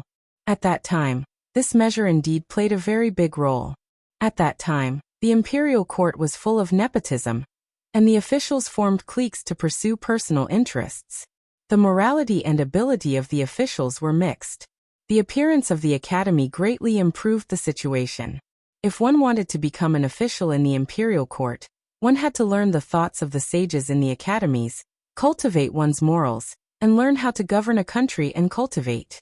For a long time, the academies had sent countless talents to the imperial court. This rule had been passed down since the time of Emperor Wen, and had been used to this day. Even if the emperor wanted to promote someone, he had to let that person undergo tempering in the academies. Emperor Wen's rule had a far-reaching impact. In the hearts of the people and officials of Great Zhou, Emperor Wen had a very high status. The successive emperors of Great Zhou did not dare to break the rules set by him. In Li Mu's view, this Emperor Wen was really far-sighted. Although this method was different from the imperial examination, it was also very advanced compared to the previous system of selecting officials. Of course, even if Emperor Wen was called a sage, there were still things that he did not expect. For example, the nature of the academy had changed greatly from when it was first established. The deans of the 4 academies were all transcendents. In the academy, there were countless experts in the middle realm. Although they were far from the 4 sects and 6 schools, they were still an incomparably powerful force. The officials of Great Zhou could only be born from the academy. The status of the academy gradually became higher and higher, and even had a tendency to surpass the imperial court. Whether it was the Shao royal family that wanted to regain their glory or the Zhou family that wanted to replace them, to facilitate this major event, they could not do without the support of the academy. Li Mu had never thought of becoming an official, so he did not need to go to the academy to further his studies. Based on what he had seen in Chengdu, becoming an official might not be a good thing. Under the protection of the empress, being a minor official was much more comfortable than being an official. There was no need for Li Mu to worry about national affairs. All he needed to do was to bring Xiaobai around the streets of the divine capital every day to ensure that there were no crimes or disturbances in his jurisdiction. That was enough for him to fulfill his duty. After Zhou Chu's incident, his status in the hearts of the people had risen to the peak. This allowed him to obtain willpower from the people of Chengdu without deliberately doing anything. With this speed, it was not impossible for him to advance to the Abhijina level within a year. After Zhou Chu's incident, the Zhou family's reputation in Chengdu was not greatly affected. Although Zhou Chu had committed a heinous crime, the Zhou family's handling of this matter did not make the people feel disgusted. There were many disciples of the Zhou family, and Zhou Chu was only one of them. Other than Zhou Chu, the other disciples of the Zhou family did not have any misdeeds. In comparison, the Shao royal family's performance in Chengdu was even worse. In the past few hundred years, they had been the masters of the Great Zhou dynasty and Chengdu. Although they had been suppressed by the Zhou family for a short period of time, the sense of superiority in their bones could not be erased. Li Mu counted with his fingers. He had not been in Chengdu for long, but he had offended the 3 provinces, 6 ministries, 9 temples, the Xiao family, the Zhou family, and the academy. Other than the academy, he had offended almost everyone he could. Li Mu had already offended the Xiao family and its old clique before he came to Chengdu. When he pushed for the abolition of the substitute crime silver, he had also beaten up the children of many officials in the Ministry of Rights, Ministry of Justice, Taichung Temple, and the 3 provinces and 6 ministries. With Zhou Chu's incident, he had also offended the Zhou family. He was only missing the academy to become the public enemy of Chengdu. Among the common people, the situation was the exact opposite. Li Mu was now very popular among the common people. He could go to the small restaurants on the street, to the brothels and taverns. As long as he wanted to, he could buy food, use, and entertainment for free. When he passed by the brothel keeper ran out countless times, bringing along many girls. They all winked at Li Mu and said coquettishly, "Constable Li, come in." Xiaobai was so scared that she did not care about the candied haws in her mouth. She ran over and hugged Li Mu's arm, holding her head high and chest out in front of them. Ever since Lu Hanyan went to Mount Baiyun to cultivate, she had been strictly carrying out the task given to her by Lu Hanyan. She did not allow any other seductress to appear beside Li Mu. These girls from the brothels were naturally her main targets of protection. The brothel keeper glanced at Xiaobai and said to Li Mu, "Constable Li, why are you so shy? The girls are not charging you." Li Mu waved his hand. Next time, the Yamen had its own rules. In order to prevent officials from being corrupt, they could not eat or take the common people's food for free. They could not go to the brothels during the day. Of course, going to the brothels during the day was also forbidden. There were countless eyes in Luoyang staring at Li Mu. He had to be careful with his words and actions. He could not give anyone a chance to take advantage of him. Xiaobai was still hugging Li Mu's arm tightly. She said, "Sister Lu said that when you come to Luoyang, you can't fool around. You can't go to that kind of place." He was the one who saved the little fox, but she had become Lu Hanyan's spy. Li Mu looked at her and asked, "If I go to that kind of place, will you tell Sister Lu?" Xiaobai nodded without hesitation. She said, "I promise, Sister Lu." Li Mu asked again, "If I don't let you tell her, will you listen to Sister Lu or me?" This question made Xiaobai stop chewing on the candied hawthorn. She muttered, "Aye." After a while, she lowered her head and said softly, I will listen to you, benefactor." Li Mu was comforted. Xiaobai's answer proved that she was still his caring little girl. Even if she made a mistake, she would help him hide it. Who would not like a little girl like her? Of course, Li Mu would not make such a mistake. He just wanted to tease Xiaobai. Xiaobai lowered her head and hesitated for a while. Then she looked up and said, "Benefactor, if you want, Xiaobai can do it too. I have already turned into a human." Li Mu patted her head and said, "I'm joking. I won't go to that kind of place." He knew very well that before Xiaobai transformed, she was prepared to give herself to him at any time. However, she was placed by Lu Hanyan to keep an eye on Li Mu. If she betrayed Lu Hanyan and stole from him, how could the two of them be good sisters in the future? Although Xiaobai was indeed very attractive, Li Mu would not lose the big picture for a small gain. He would not be greedy for a moment of pleasure and bury the fuse for a future Azura battlefield. After receiving Li Mu's promise, the girl became happy again. She happily held onto Li Mu's arm and turned back to stick out her tongue in the direction of the brothel. Along the way, Li Mu bought some snacks for Xiaobai. He was about to return to the yamen when his gaze inadvertently swept across the front. His gaze suddenly froze. 2 figures walked past on the street in front of him. The 2 of them, one old and one young, did not see Li Mu. Li Mu did not recognize the young man. His gaze swept past him and stopped on the old man. This was the first time Li Mu saw this old man, but his figure overlapped with a figure in Li Mu's memory. To be precise, it was the memory of the assassin that Li Mu had obtained from Madame Chu in the North County. This old man was the one who had hired the assassin to assassinate Li Mu in the North County. He followed behind the young man step by step. It was obvious that the young man was the leader. In this way, the mastermind behind the assassination in the North County was about to be revealed. In the Chengdu Yamen, Li Mu reached out and swiped the void. The image of a young man appeared in the air. Wang Wu looked at the image and said in shock, "No way, boss. You just killed Zhou Chuchu and now you've provoked Zhou Chen?"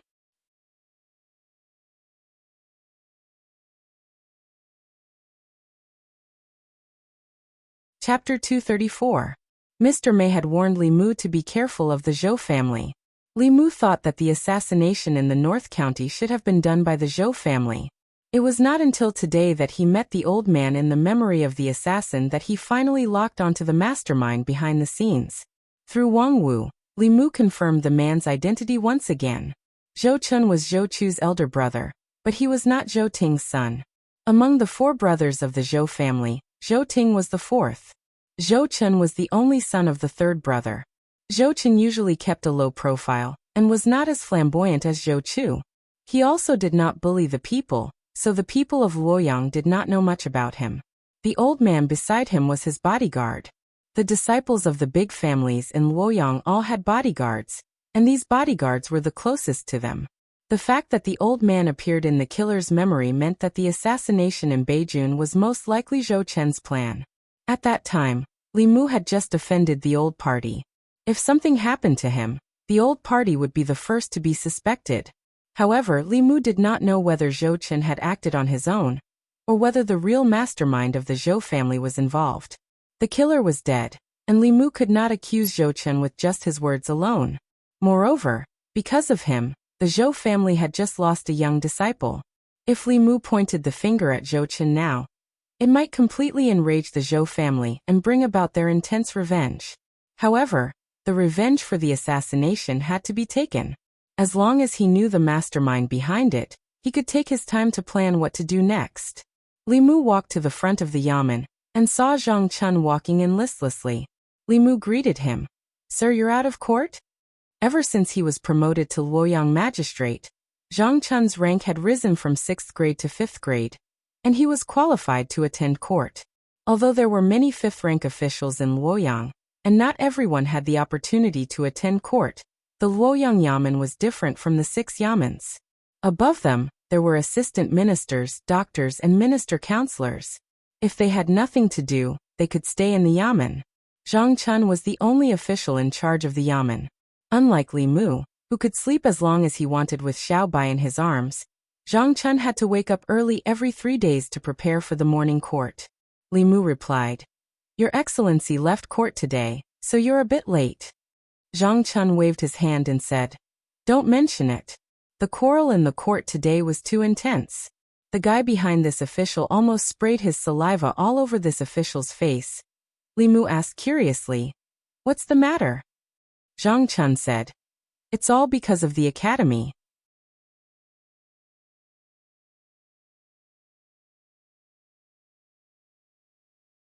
However, they were all from the academy. If they agreed with the Empress, wouldn't they be standing on the opposite side of the academy? They already belonged to their own camp. Naturally, they would not betray their own camp. Moreover, with the power and influence of the academy, even the new party and the old party had to rely on it. Who in the imperial court dared to oppose the academy? Li Mu could imagine the scene of Her Majesty being opposed by the officials in the morning court. Unfortunately, he was only a minor official and was not even qualified to defend her. Li Mu did not know much about the academy. After calling Wang Wu, he had a better understanding of the academy. There were 4 great academies in the divine capital. They were called Baichuan, Qingyuan, Wanwan, and Bailu. They started during the reign of Emperor Wan, and had been passed down for more than 100 years. Among the 4 great academies, Bailu Academy was different from the other 3. It was the only academy that was directly under the Ministry of War. The Dean of Bailu Academy was the Minister of War. The purpose of Bailu Academy's existence was to defend against foreign enemies. It had never been involved in political struggles. Almost all the students from Bailu Academy would not stay in the divine capital. They needed to go to the borders of the Great Zhou to protect the border counties and prevent the neighboring countries, the Demon Country, the Ghost Region, and the Dragon Clan from invading. Fortunately, after the martial emperor, the Great Zhou had become the most powerful country in the ancestral land. Most of the surrounding countries respected the Great Zhou. Those who did not respect the Great Zhou as their sovereign country did not dare to offend the Great Zhou. The demon country and the ghost region had always been in a state of internal strife. They did not pose much of a threat to the Great Zhou for the time being. Although the dragon clan was powerful, they lived in the sea for a long time and rarely appeared on the mainland. The current situation of the Great Zhou was more of an internal problem than an external one. Wanwan Academy focused on teaching the concept of governance and governance. Many of the students from Wanwan Academy did not know how to cultivate, but they all had unique views on how to govern a country. After graduating from the academy, those who were more capable would stay in the divine capital to take up positions. Those who were less capable would be sent to other places to train. Qingyun Academy and Baichuan Academy focused more on cultivation. Those who studied in these two academies were all students with a certain level of cultivation talent. After leaving the academy, they would either take up important positions in the divine capital or guard a county. They had the brightest future. There were 36 counties in the Great Zhou, and at least 90 of them came from these two academies.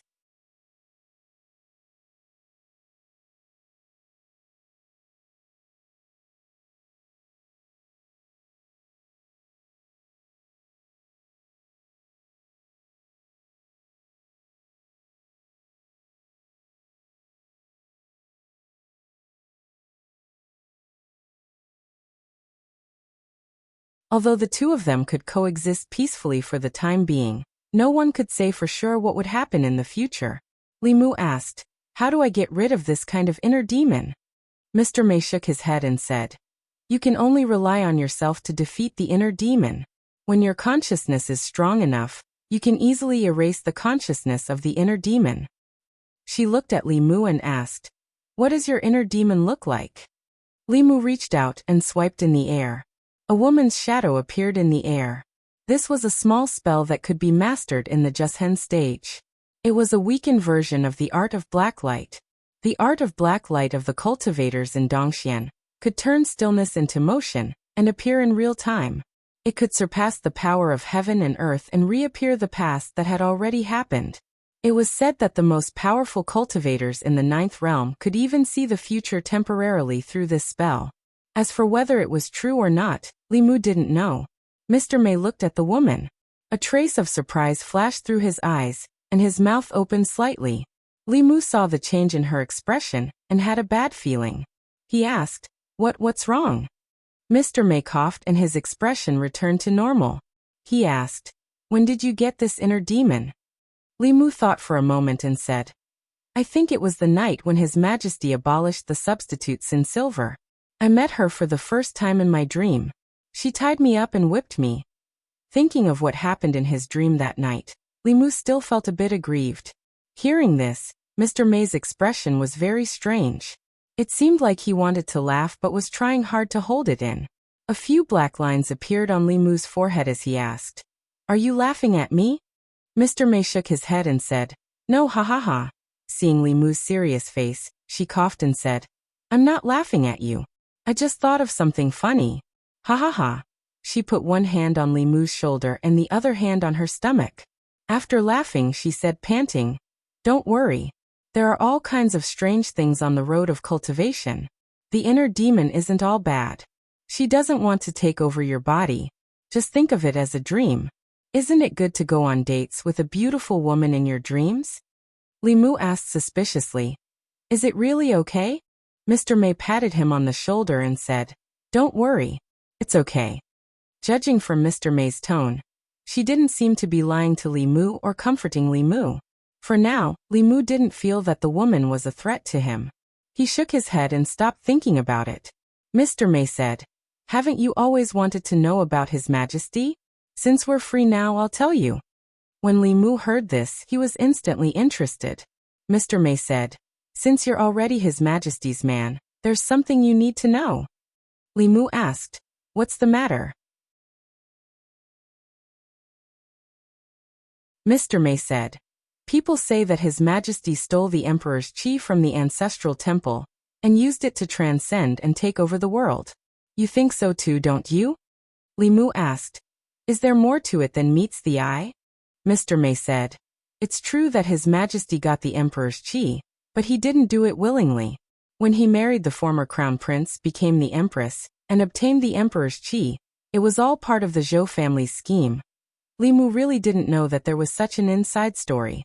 He continued to listen to Mr. Mei. The Emperor's qi is condensed from the psyche power of the people of the Great Zhou. The 36 counties of the Great Zhou collect the psyche power of the people through the ancestral temple, and gather it in the ancestral temple. It will gradually nurture a strand of Emperor's qi. Obtaining this Emperor's qi can allow mortals to transcend. In the past, it would be passed to the Emperor to ensure the continuation of the Great Zhou dynasty. There were shortcuts to cultivation. Some shortcuts could even allow one to reach the sky in one step. Xiaoyu, with the body of a mortal, was able to move heaven and earth and advance 5 realms in a row. The methods of the royal family of the Great Zhou were obviously more brilliant. They used the psyche power of hundreds of millions of people to cultivate, so that there would always be a powerhouse of the upper realm in the royal family, to ensure the continuation of imperial power. However, during the last change of imperial power, this strand of Emperor's qi was obtained by an outsider, causing the Xiao royal family to lose their opportunity. It was no wonder that Her Majesty could succeed the throne so smoothly. After Emperor won, the Great Zhou showed signs of decline. The people's sentiment decreased year by year. The last strand of Emperor's qi was formed after 2 generations of emperors. In other words, the Xiao royal family had not produced a powerhouse of the upper realm for decades. The cultivation of the previous 2 emperors stopped at Dongxian. If there was no powerhouse to guard the country, they would not be able to intimidate the surrounding countries, not to mention the Yao nation and the Ghost realm. Even if the Xiao clan was unwilling, they could only temporarily let the empress succeed the throne. It was precisely because the Zhou family understood this that they were able to take advantage of the Xiao clan. Mr. Mei looked at Li Mu and said, "You are one of Her Majesty's people. I don't want you to misunderstand Her Majesty like others." Li Mu nodded and said solemnly, "I understand." Mr. Mei asked, "Besides these, do you have anything else you want to ask?" Li Mu thought for a while and asked, "It is said that the former crown prince likes men, and that he and Her Majesty are only husband and wife on the surface. Is that true?"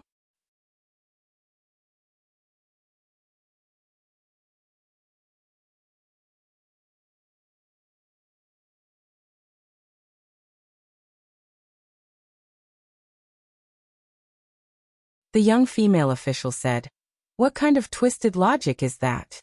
Mr. Mei shook his head and said, "Your Majesty didn't want to be in this position. She's much lonelier than we thought.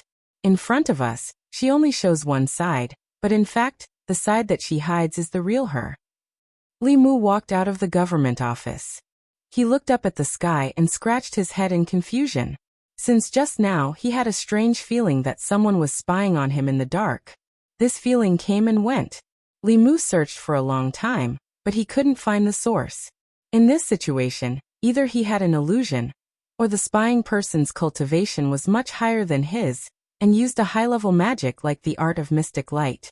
The latter was unlikely. Li Mu had the jade pendant given to him by the Empress. It could isolate heaven's secrets, block the calculations of transcendent cultivators, and also block the art of mystic light. After leaving the government office, this feeling disappeared completely. He patrolled the government office with Xiao Bai. At night, when he was sitting cross-legged on the bed to cultivate, sleepiness suddenly attacked him. Li Mu had experienced this feeling of sleepiness for no reason several times. He already knew what would happen next. Sure enough, after a mist appeared in front of him, the woman's figure appeared in front of Li Mu. She stretched out her hands, and a whip appeared in her hands. It was a whip that Li Mu hadn't seen for a long time. Li Mu's eyelids twitched, and his expression changed greatly. He immediately said, "What do you want?" The woman said indifferently, "Nothing, I just want to exchange pointers with you." "What exchange?" It was clearly a one-sided trampling. Li Mu quickly stretched out his hand and said, "Stop. Even if you want to exchange pointers, you don't have to use force. We can exchange pointers." The woman glanced at him and asked, "What kind of grammar?" Li Mu thought for a moment and asked, "Do you know how to play Go?" The woman said, "I know a little about the rules." Li Mu closed his eyes and meditated. A stone table and 2 stone chairs appeared in front of them. A chessboard was carved on the stone table, and next to the chessboard was a chessboard. Li Mu picked up a black piece and placed it in the corner of the chessboard.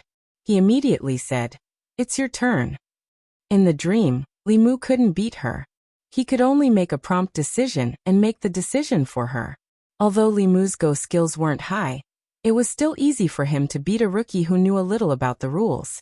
The woman glanced at Li Mu, picked up the white piece and placed it in another place. Li Mu sighed in relief. He suspected that today was a special day for her every month. Fortunately, he was quick-witted and made a prompt decision to avoid being trampled on by her. After a moment, the woman placed a single word and said to Li Mu, "You lost." Li Mu stared blankly at the chessboard. Only then did he realize that what she said about knowing a little about the rules, and what he understood were not the same at all. The woman looked at him and shook her head. "It's boring to exchange pointers. Let's exchange pointers." "Wait." Li Mu stretched out his hand again and said, "1 game doesn't mean anything. We'll win 2 out of 3 games. He closed his eyes and concentrated. The chessboard on the table suddenly changed, and the boundary between Chu and Han appeared. The woman looked at the strange chessboard and asked, "What is this?" "Chinese chess." There was no such thing as Chinese chess in this world. Li Mu smiled and said, "If you don't know how, I can teach you." The woman learned very quickly. Li Mu only explained the rules of Chinese chess to her once, and she was already able to move. Of course, after 20 moves, she lost to Li Mu. Li Mu sighed in relief and clasped his fist. "Thank you for letting me win. I admit it." The woman didn't even raise her head. She rearranged the pieces and said, "Again." Although it was a bit shameless to attack her weakness with his strength, Li Mu could only be shameless once in order to not be trampled on. This time the woman played very slowly. After 30 moves, Li Mu frowned. He didn't expect her to learn so quickly. If this continued, he was afraid that he would lose this game. He picked up a chess piece, thought for a moment and ate one of her pieces. The woman looked at him and asked, "Why can your pawn take 2 moves?" Li Mu explained, "You don't know, right? This pawn is an elite. It can take 2 moves." The woman didn't say anything and continued playing. Li Mu picked up a chess piece and ate another one of her pieces. The woman frowned. "Why does your horse move, I but not son?" Li Mu explained, "This is only a fine horse. It can move I." The woman didn't say anything and moved the chess piece again. Li Mu's carriage turned and ate her piece. She looked up at Li Mu and asked, "Why doesn't your carriage go in a straight line?" Li Mu smiled and asked, "Isn't it common knowledge that a carriage can turn?" The woman was silent for a moment. She stretched out her hand and the whip appeared again. She stood up and looked at Li Mu. "Show your weapon."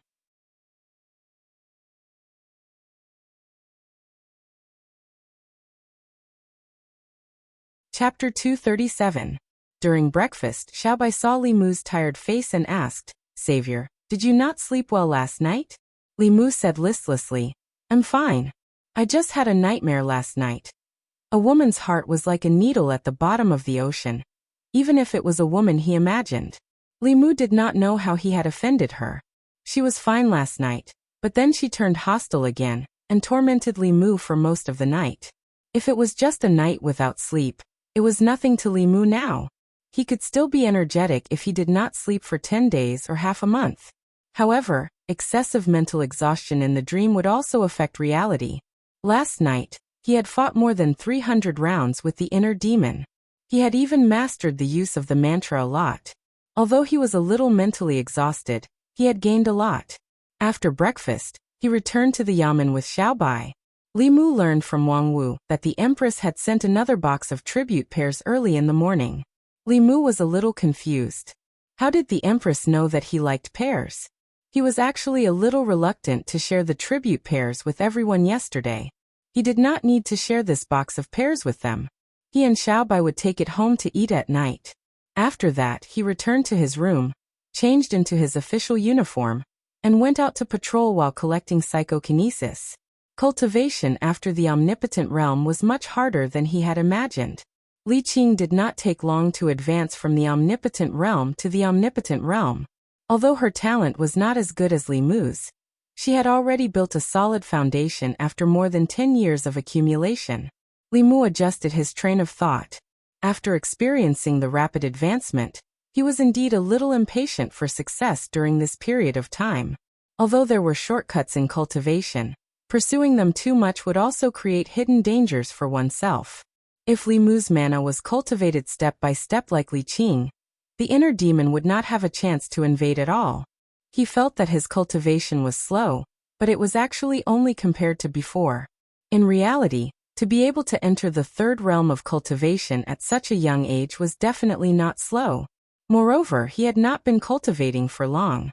Most cultivators would cultivate their entire lives and only reach the omnipotent realm. Li Mu originally wanted Xiao Bai to stay in the yamen to cultivate, but she had to follow Li Mu on patrol. Li Mu did not know whether she simply wanted to stick to him, or to be Lu Hanyan's spy. She wanted to follow Li Mu and keep an eye on him so that he did not flirt with other women. Li Mu had always been strictly abiding by Lu Hanyan's promise. In the 2 months in the Immortals' capital, apart from Xiao, Mr. May do not count. Although plum blossoms were flowers, Mr. May did not count. If she were a few years older, she would be old enough to be Li Mu's mother.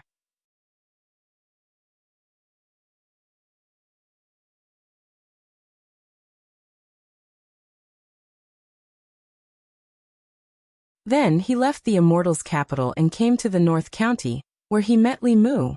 The musicians had not yet gone on stage and the performance had not started.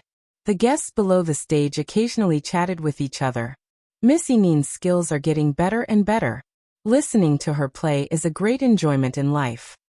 Miss Yinin has improved a lot in the past half year. Many people are here for her. Ever since Miss Hanyan left, the Great Music Bar has been promoting Miss Yinin.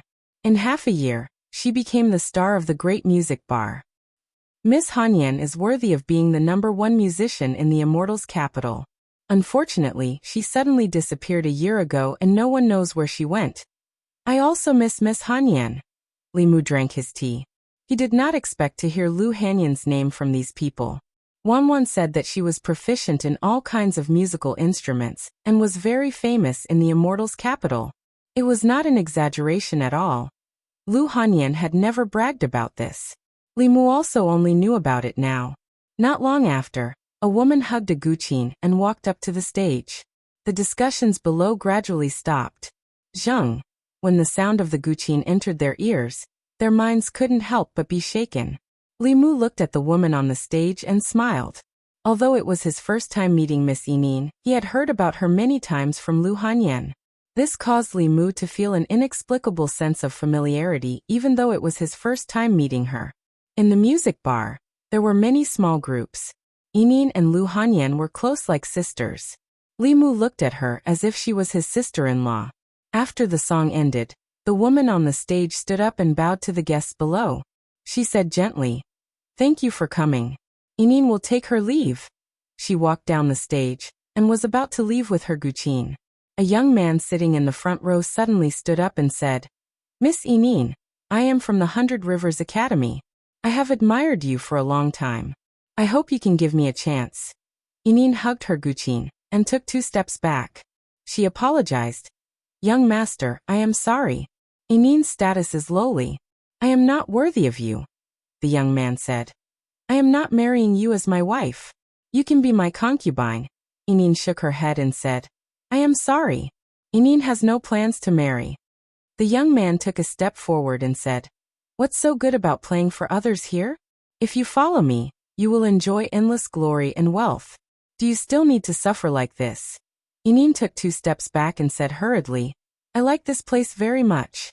I have no intention of leaving." A trace of anger appeared on the young man's face. He reached out and wanted to grab her wrist, but his shoulder was pressed down from behind. Li Mu used a little force and the young man was pulled behind him. The young man said angrily, "What are you doing?" Li Mu asked back, "What are you doing in broad daylight?" Li Mu's official uniform still had some effect. The young man said, "I am pursuing Miss Yinin." Why? Is this against the law? Li Mu said. It is not against the law to pursue a girl. But if you force her when she is unwilling, it is different. The young man frowned. Just as he was about to say something, someone ran over to him and whispered something in his ear. The young man's face changed. He glanced at Li Mu, but didn't say anything and hurriedly left. Although he was in the academy, he had heard of the name Li Mu before. This was a complete lunatic who was not afraid of anything. Although he was not afraid of the constables of the Luoyang government, he did not want to provoke a lunatic. After the young man left, Miss Enin was relieved. She put down her guqin and bowed to Li Mu. She said gratefully, "Thank you for helping me out. It is my duty to protect the people of Luoyang." Li Mu smiled and looked at her. Moreover, Hanyan's friends are my friends.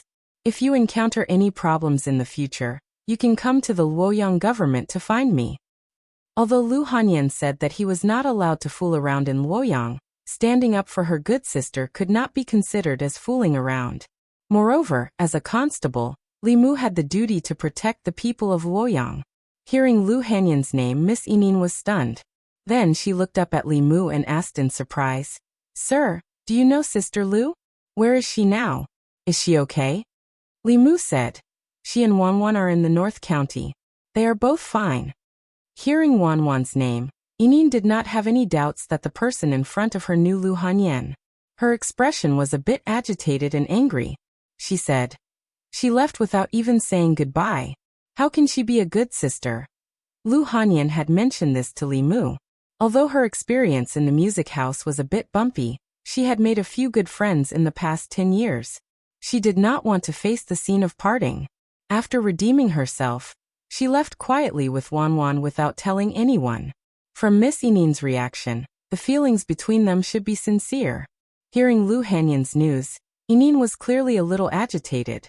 Tears welled up in the corners of her eyes. She wiped her eyes and said, "They left without saying anything. They made me worry for so long. They're two weak women. What if they encounter bad people?" Li Mu's lips curled up. The two of them were no longer weak women. One had a purine body, and the other had natural spirit eyes. They had countless treasures on them. Bad people were probably more afraid of meeting them. After a while, Enin looked up at Li Mu and asked curiously, "Sir, how do you know Sister Hanyan?" Li Mu explained, "I was transferred from the North County to the Divine Capital a month ago.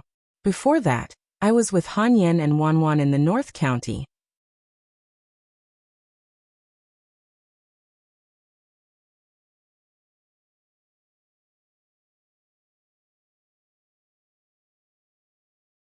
Although there were many officials and nobles who came to the music house to listen to music, there were only a few who really looked up to them. As musicians, it was common to be harassed when they went out to play. Among them, some guests would be polite and some guests would be overboard. Many of the musicians who were not famous had been molested. There were even musicians who were sullied by guests when they were playing for guests alone in the pavilion. However, that guest had a powerful background and the music house could only let it go.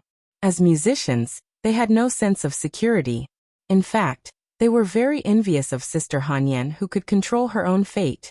At this time, Xinshin suddenly thought of something and said, "The female constable by brother-in-law's side is so beautiful. Even I can't help but like her," Meow Meow said. "She's the most beautiful girl I've ever seen. Even those clothes can't hide her beauty. How can Sister Hanyan be at ease with leaving such a girl by brother-in-law's side?"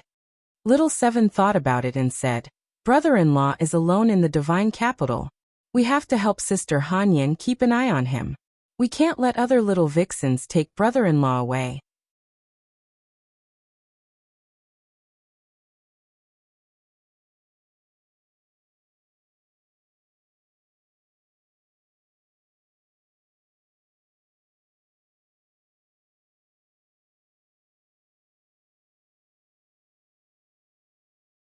It was fine if it interrupted the director of the Ministry of Justice's work, but if he was in the middle of an important activity and was startled by the drum, the consequences would be unimaginable. The Yamen had a rule that anyone who wanted to hit the drum would be stopped and interrogated. If they had any grievances, they would have to talk about it. The director of the Ministry of Justice's pants were wet. When he saw the gatekeeper running in, he said angrily, "What are you doing? Why didn't you stop someone from hitting the drum?" The gatekeeper said in distress, "Sir, the one who hit the drum is Li Mu. I didn't dare to stop him." The director of the Ministry of Justice was shocked. "What? What's Li Mu doing here again?" After the incident with Zhou Chu, he gave up on the idea of avenging his humiliation on Li Mu. He could even summon the heavenly lightning to help him. This ability was too terrifying. The officials of the Ministry of Justice privately called him the Lightning King. He didn't have to pay with his life even if he killed someone. After all, the heavens were the scapegoat. Who would dare to make the heavens pay with their life? The director of the Ministry of Justice had cultivated for 30 years, but he was only at the 4th level. He couldn't take more than a few purple heavenly lightning strikes. The director of the Ministry of Justice quickly said, "Go out and tell him that I'm not here. Tell him to go back." Li Mu walked in from outside and said, "Sir Yang, how can you be like this? The crime of neglecting your duty is not light." The director of the Ministry of Justice looked at Li Mu, who was still holding the drumstick in his hand. He knew that he couldn't avoid it today. He gritted his teeth and asked, "What are you doing here?" Li Mu said, "I want to report a case."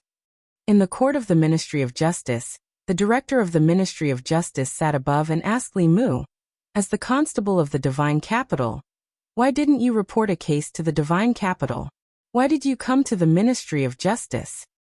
Li Mu said, "Because this case is related to the Ministry of Justice." Li Mu held Xiaoqi's hand and said, "This morning Jiangzhe, a student of the 100 River Academy, wanted to rape my sister in the Great Music Lane.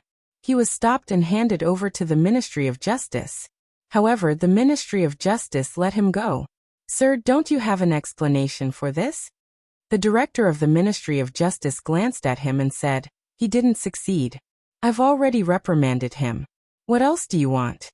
Li Mu's face darkened. He asked, "Sir Yang, you're the director of the Ministry of Justice.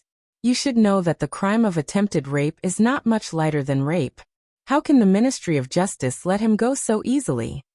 The director of the Ministry of Justice said, according to Jiangzhe, he was confused for a moment after drinking and then realized it himself.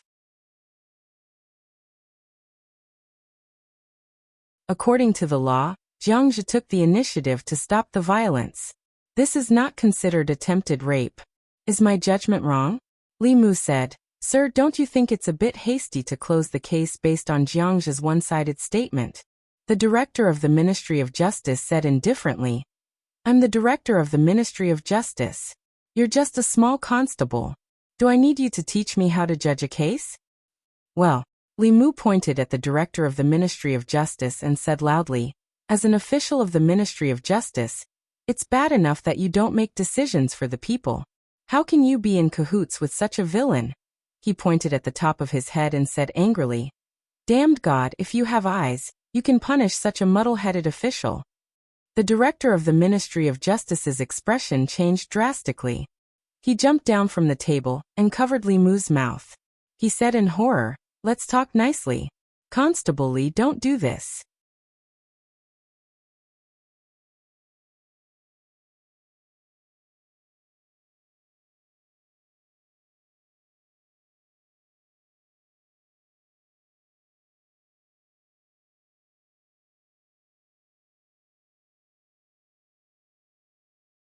Li Mu said, "There was an attempted rape case in Chengdu just now." Zhang Chun asked, "Did you catch him?" Li Mu shook his head and said, "No." Zhang Chun glared at him and said, "Then what are you waiting for? Go and catch him." Li Mu held a fist and palm salute and said, "Yes, sir." "Wait." He was about to leave when Zhang Chun suddenly stopped him. He looked at Li Mu suspiciously and asked, "Is the person you're talking about a disciple of the Zhou family?" Li Mu shook his head and said, "No." Zhang Chun touched his chin and said, "Then it's the Shao royal family." Li Mu shook his head again and said, "No." "Is he an influential person in Chengdu?" "No." "Is he a disciple of an official of the 4th rank or above?" "No." Zhang Chun finally breathed a sigh of relief and said, "What are you waiting for? Go and catch him. I hate criminals who rape women the most." The imperial court should really change the law and execute all these people once and for all. After a moment, Wang Wu and Li Mu came out of the government office and asked, "Boss, where are we going to catch him?" Li Mu said, "100 Rivers Academy." Wang Wu was stunned and asked, "Where?" Li Mu looked at him and asked, "You've lived in Chengdu for more than 20 years. Do you know where 100 Rivers Academy is?" Wang Wu immediately explained, "Of course I know where 100 Rivers Academy is. But boss, the academy doesn't allow outsiders to enter. We can't even enter the academy's gate, let alone catch him." Li Mu frowned. The academy was not the Ministry of Justice. There were countless experts there. Breaking into the academy was not much easier than breaking into the ancestral court of Fulu School. Li Mu was not arrogant enough to break into the academy. He thought for a moment and turned to walk into the government office. Wang Wu breathed a sigh of relief. It seemed that even the fearless boss knew that the academy was not to be trifled with soon. He saw Li Mu come out of the government office again, but he had changed his official uniform into a regular one. Wang Wu scratched his head and asked, "Boss, we haven't opened the government office yet. What are you?" After a moment, at the gate of 100 Rivers Academy, Li Mu had just approached the gate when an old man suddenly appeared in front of him. The old man reached out to stop him and asked, "Who are you? What are you doing at the academy?" The academy was indeed an academy. Even the guards at the gate were in the divine power realm. Li Mu smiled and said, "I'm Jiangzhe's relative. I have something important to tell him." The old man said expressionlessly, "Those who are not students of the academy are not allowed to enter. If you have something to say, I'll pass it on for you." Li Mu shook his head and said, "This is very important. I have to tell him personally. I don't have to enter the academy. I just have to ask Jiangzhe to come out."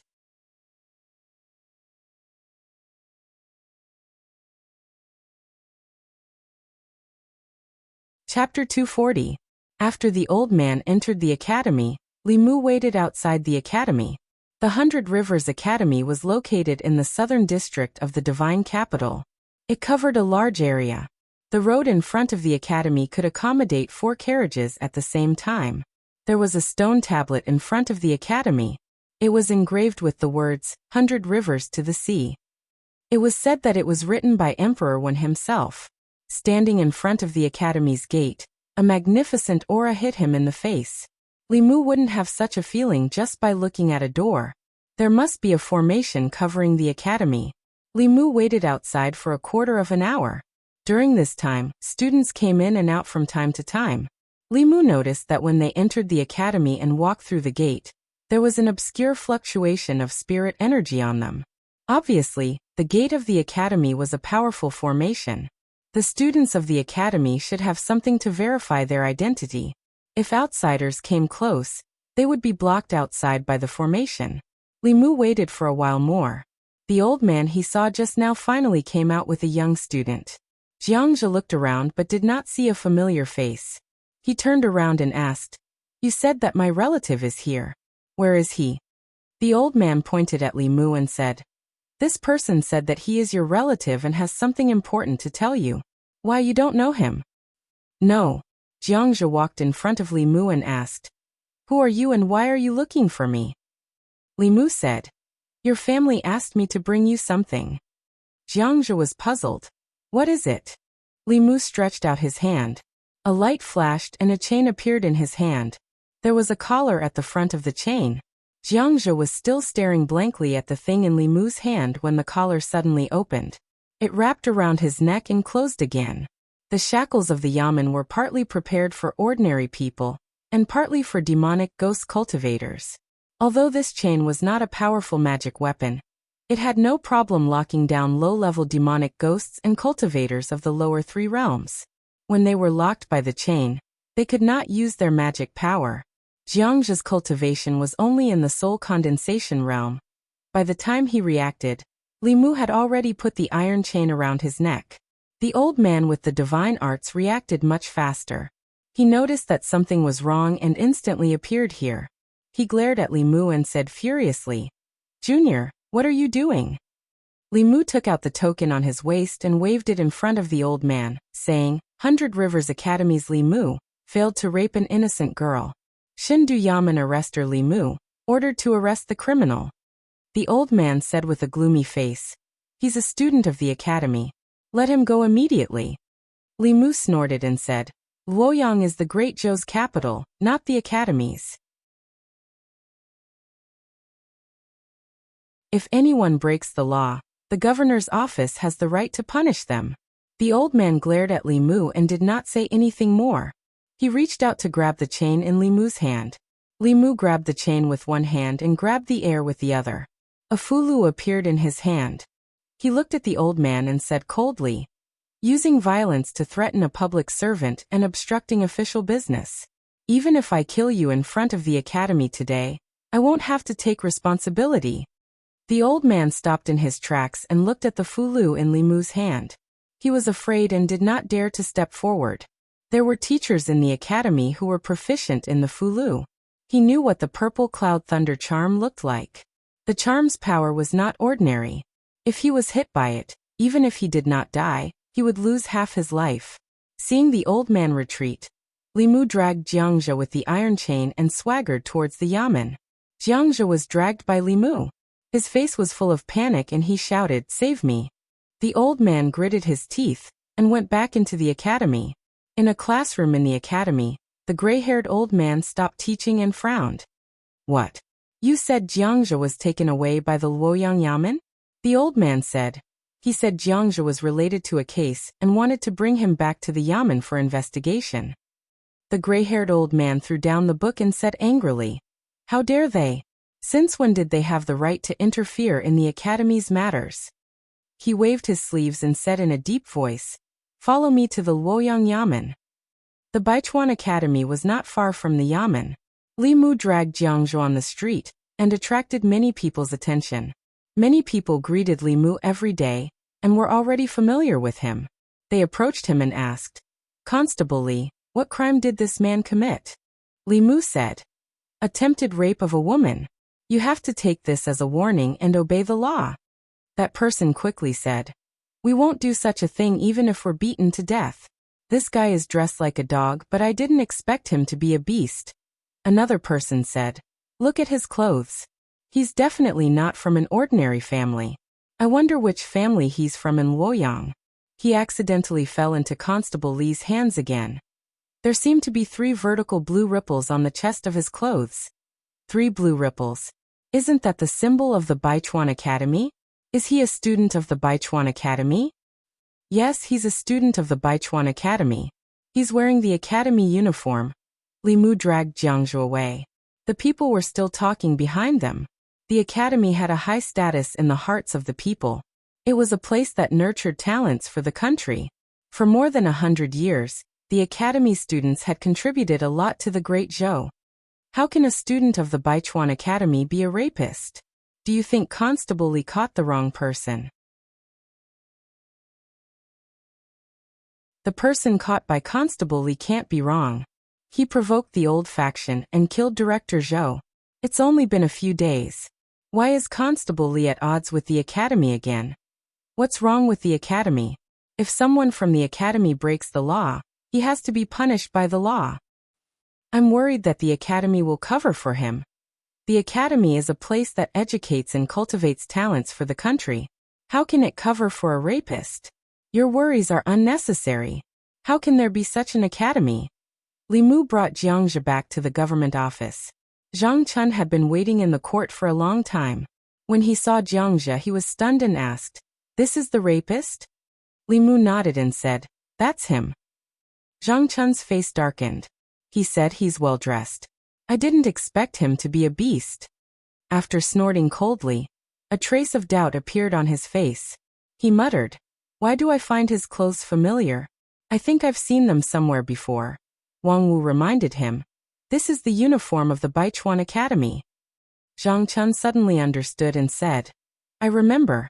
When I was still in the Scroll Academy, the students of the Baichuan Academy wore this kind of clothes during the competition of the 4 academies. It turns out that he's from the Baichuan Academy. The Baichuan Academy." Zhang Chun stared at Li Mu with wide eyes and said angrily, "He's from the Baichuan Academy. Why didn't you tell me?" Li Mu said innocently, Your Excellency didn't ask. Zhang Chun was speechless for a moment. He asked the dignitaries, the old party, and the new party, but he didn't mention the academy. It was not that he didn't think of it, but he thought that even if Li Mu was bold, he should know the status of the academy in the hearts of the officials and the people. Even His Majesty had to respect the academy. Who did he think he was? Could he ride on His Majesty's back? Li Mu said, Your Excellency, Zhang once said that everyone is equal in front of the law. Anyone who commits a crime must be punished by the law. Your Excellency has always been my role model. Do you think that the students of the academy are above the people and can get away with it if they commit a crime? Zhang Chun's old face turned red. He coughed softly and said, Of course I didn't mean that, but you should at least tell me in advance so that I can be mentally prepared. Li Mu said, I thought that in your eyes, there are only law-abiding and law-breaking people. There is no distinction between the common people and the students of the academy. Zhang Chun sighed. But Li Mu asked, Don't you think so, Your Excellency? Zhang Chun's expression turned serious. He said, Of course I think so. Everyone is equal in front of the law. Even the students of the academy must be punished if they are punished. As soon as he finished speaking, several figures walked in from outside. The leader was a gray-haired old man. Behind him were several students who were also wearing the uniform of the 100 Rivers Academy. Jiangzhe looked at the old man with hope on his face. He shouted, Sir, save me. Zhang Chun walked up to the old man and cupped his fists. He said, I'm Zhang Chun of the Divine Capital. May I know who you are? The old man in luxurious clothes said lightly, My surname is Fong. I'm an instructor of the 100 Rivers Academy. Zhang Chun said, So it's Sir Fong. I've heard so much about you. The old man in luxurious clothes went straight to the point. May I know what crime my student has committed for you to detain him in the yamen, Sir Zhang? Zhang Chun said, This person attempted to rape a woman. Although he failed, he must be punished by the law. The old man in luxurious clothes said, Jiangzhe is a student of the academy. The academy will punish him for his mistake. There's no need for the yamen to do it. Zhang Chun shook his head. He didn't make a mistake. He broke the law. The old man in luxurious clothes asked, May I ask if he ever succeeded in raping a woman? Zhang Chun shook his head. No. The old man in luxurious clothes said, If that's the case, how can you say he broke the law? Zhang Chun didn't explain this time, so the old man thought that he had nothing to say. He grabbed the iron chain around Jiangzhe's neck and pulled with force. The iron chain was torn apart by him. He glanced at Jiangzhe and said coldly, You disgraceful thing. Scram back to the academy immediately and accept your punishment. Jiangzhe shuddered and quickly stood in the midst of the students. The old man glanced at Zhang Chun and said, Sorry to disturb you. With that said, he led the group away from the yamen. From beginning to end, Li Mu did not stop them. With his understanding of Zhang Chun, it was hard to say if Jiangzhe had not entered the yamen. Once he entered, it would not be easy for him to leave. Even if he left now, he would have to return sooner or later. This is too much. As soon as the old man left, Zhang Chun pointed at the door and shouted, How dare they barge into the yamen and kidnap a criminal in broad daylight? Do they have no respect for the law? Does His Majesty even exist? I'll write a memorial to His Majesty that you're tuning in to the Li Mei's Sword of Destiny YouTube channel. We're so grateful for your support, and don't forget to subscribe to join us on this incredible journey through captivating stories. Your generosity through donations truly makes a world of difference, as it's the primary source of revenue that allows me to expand and enhance this channel for you. Thank you from the bottom of my heart for being a part of this adventure.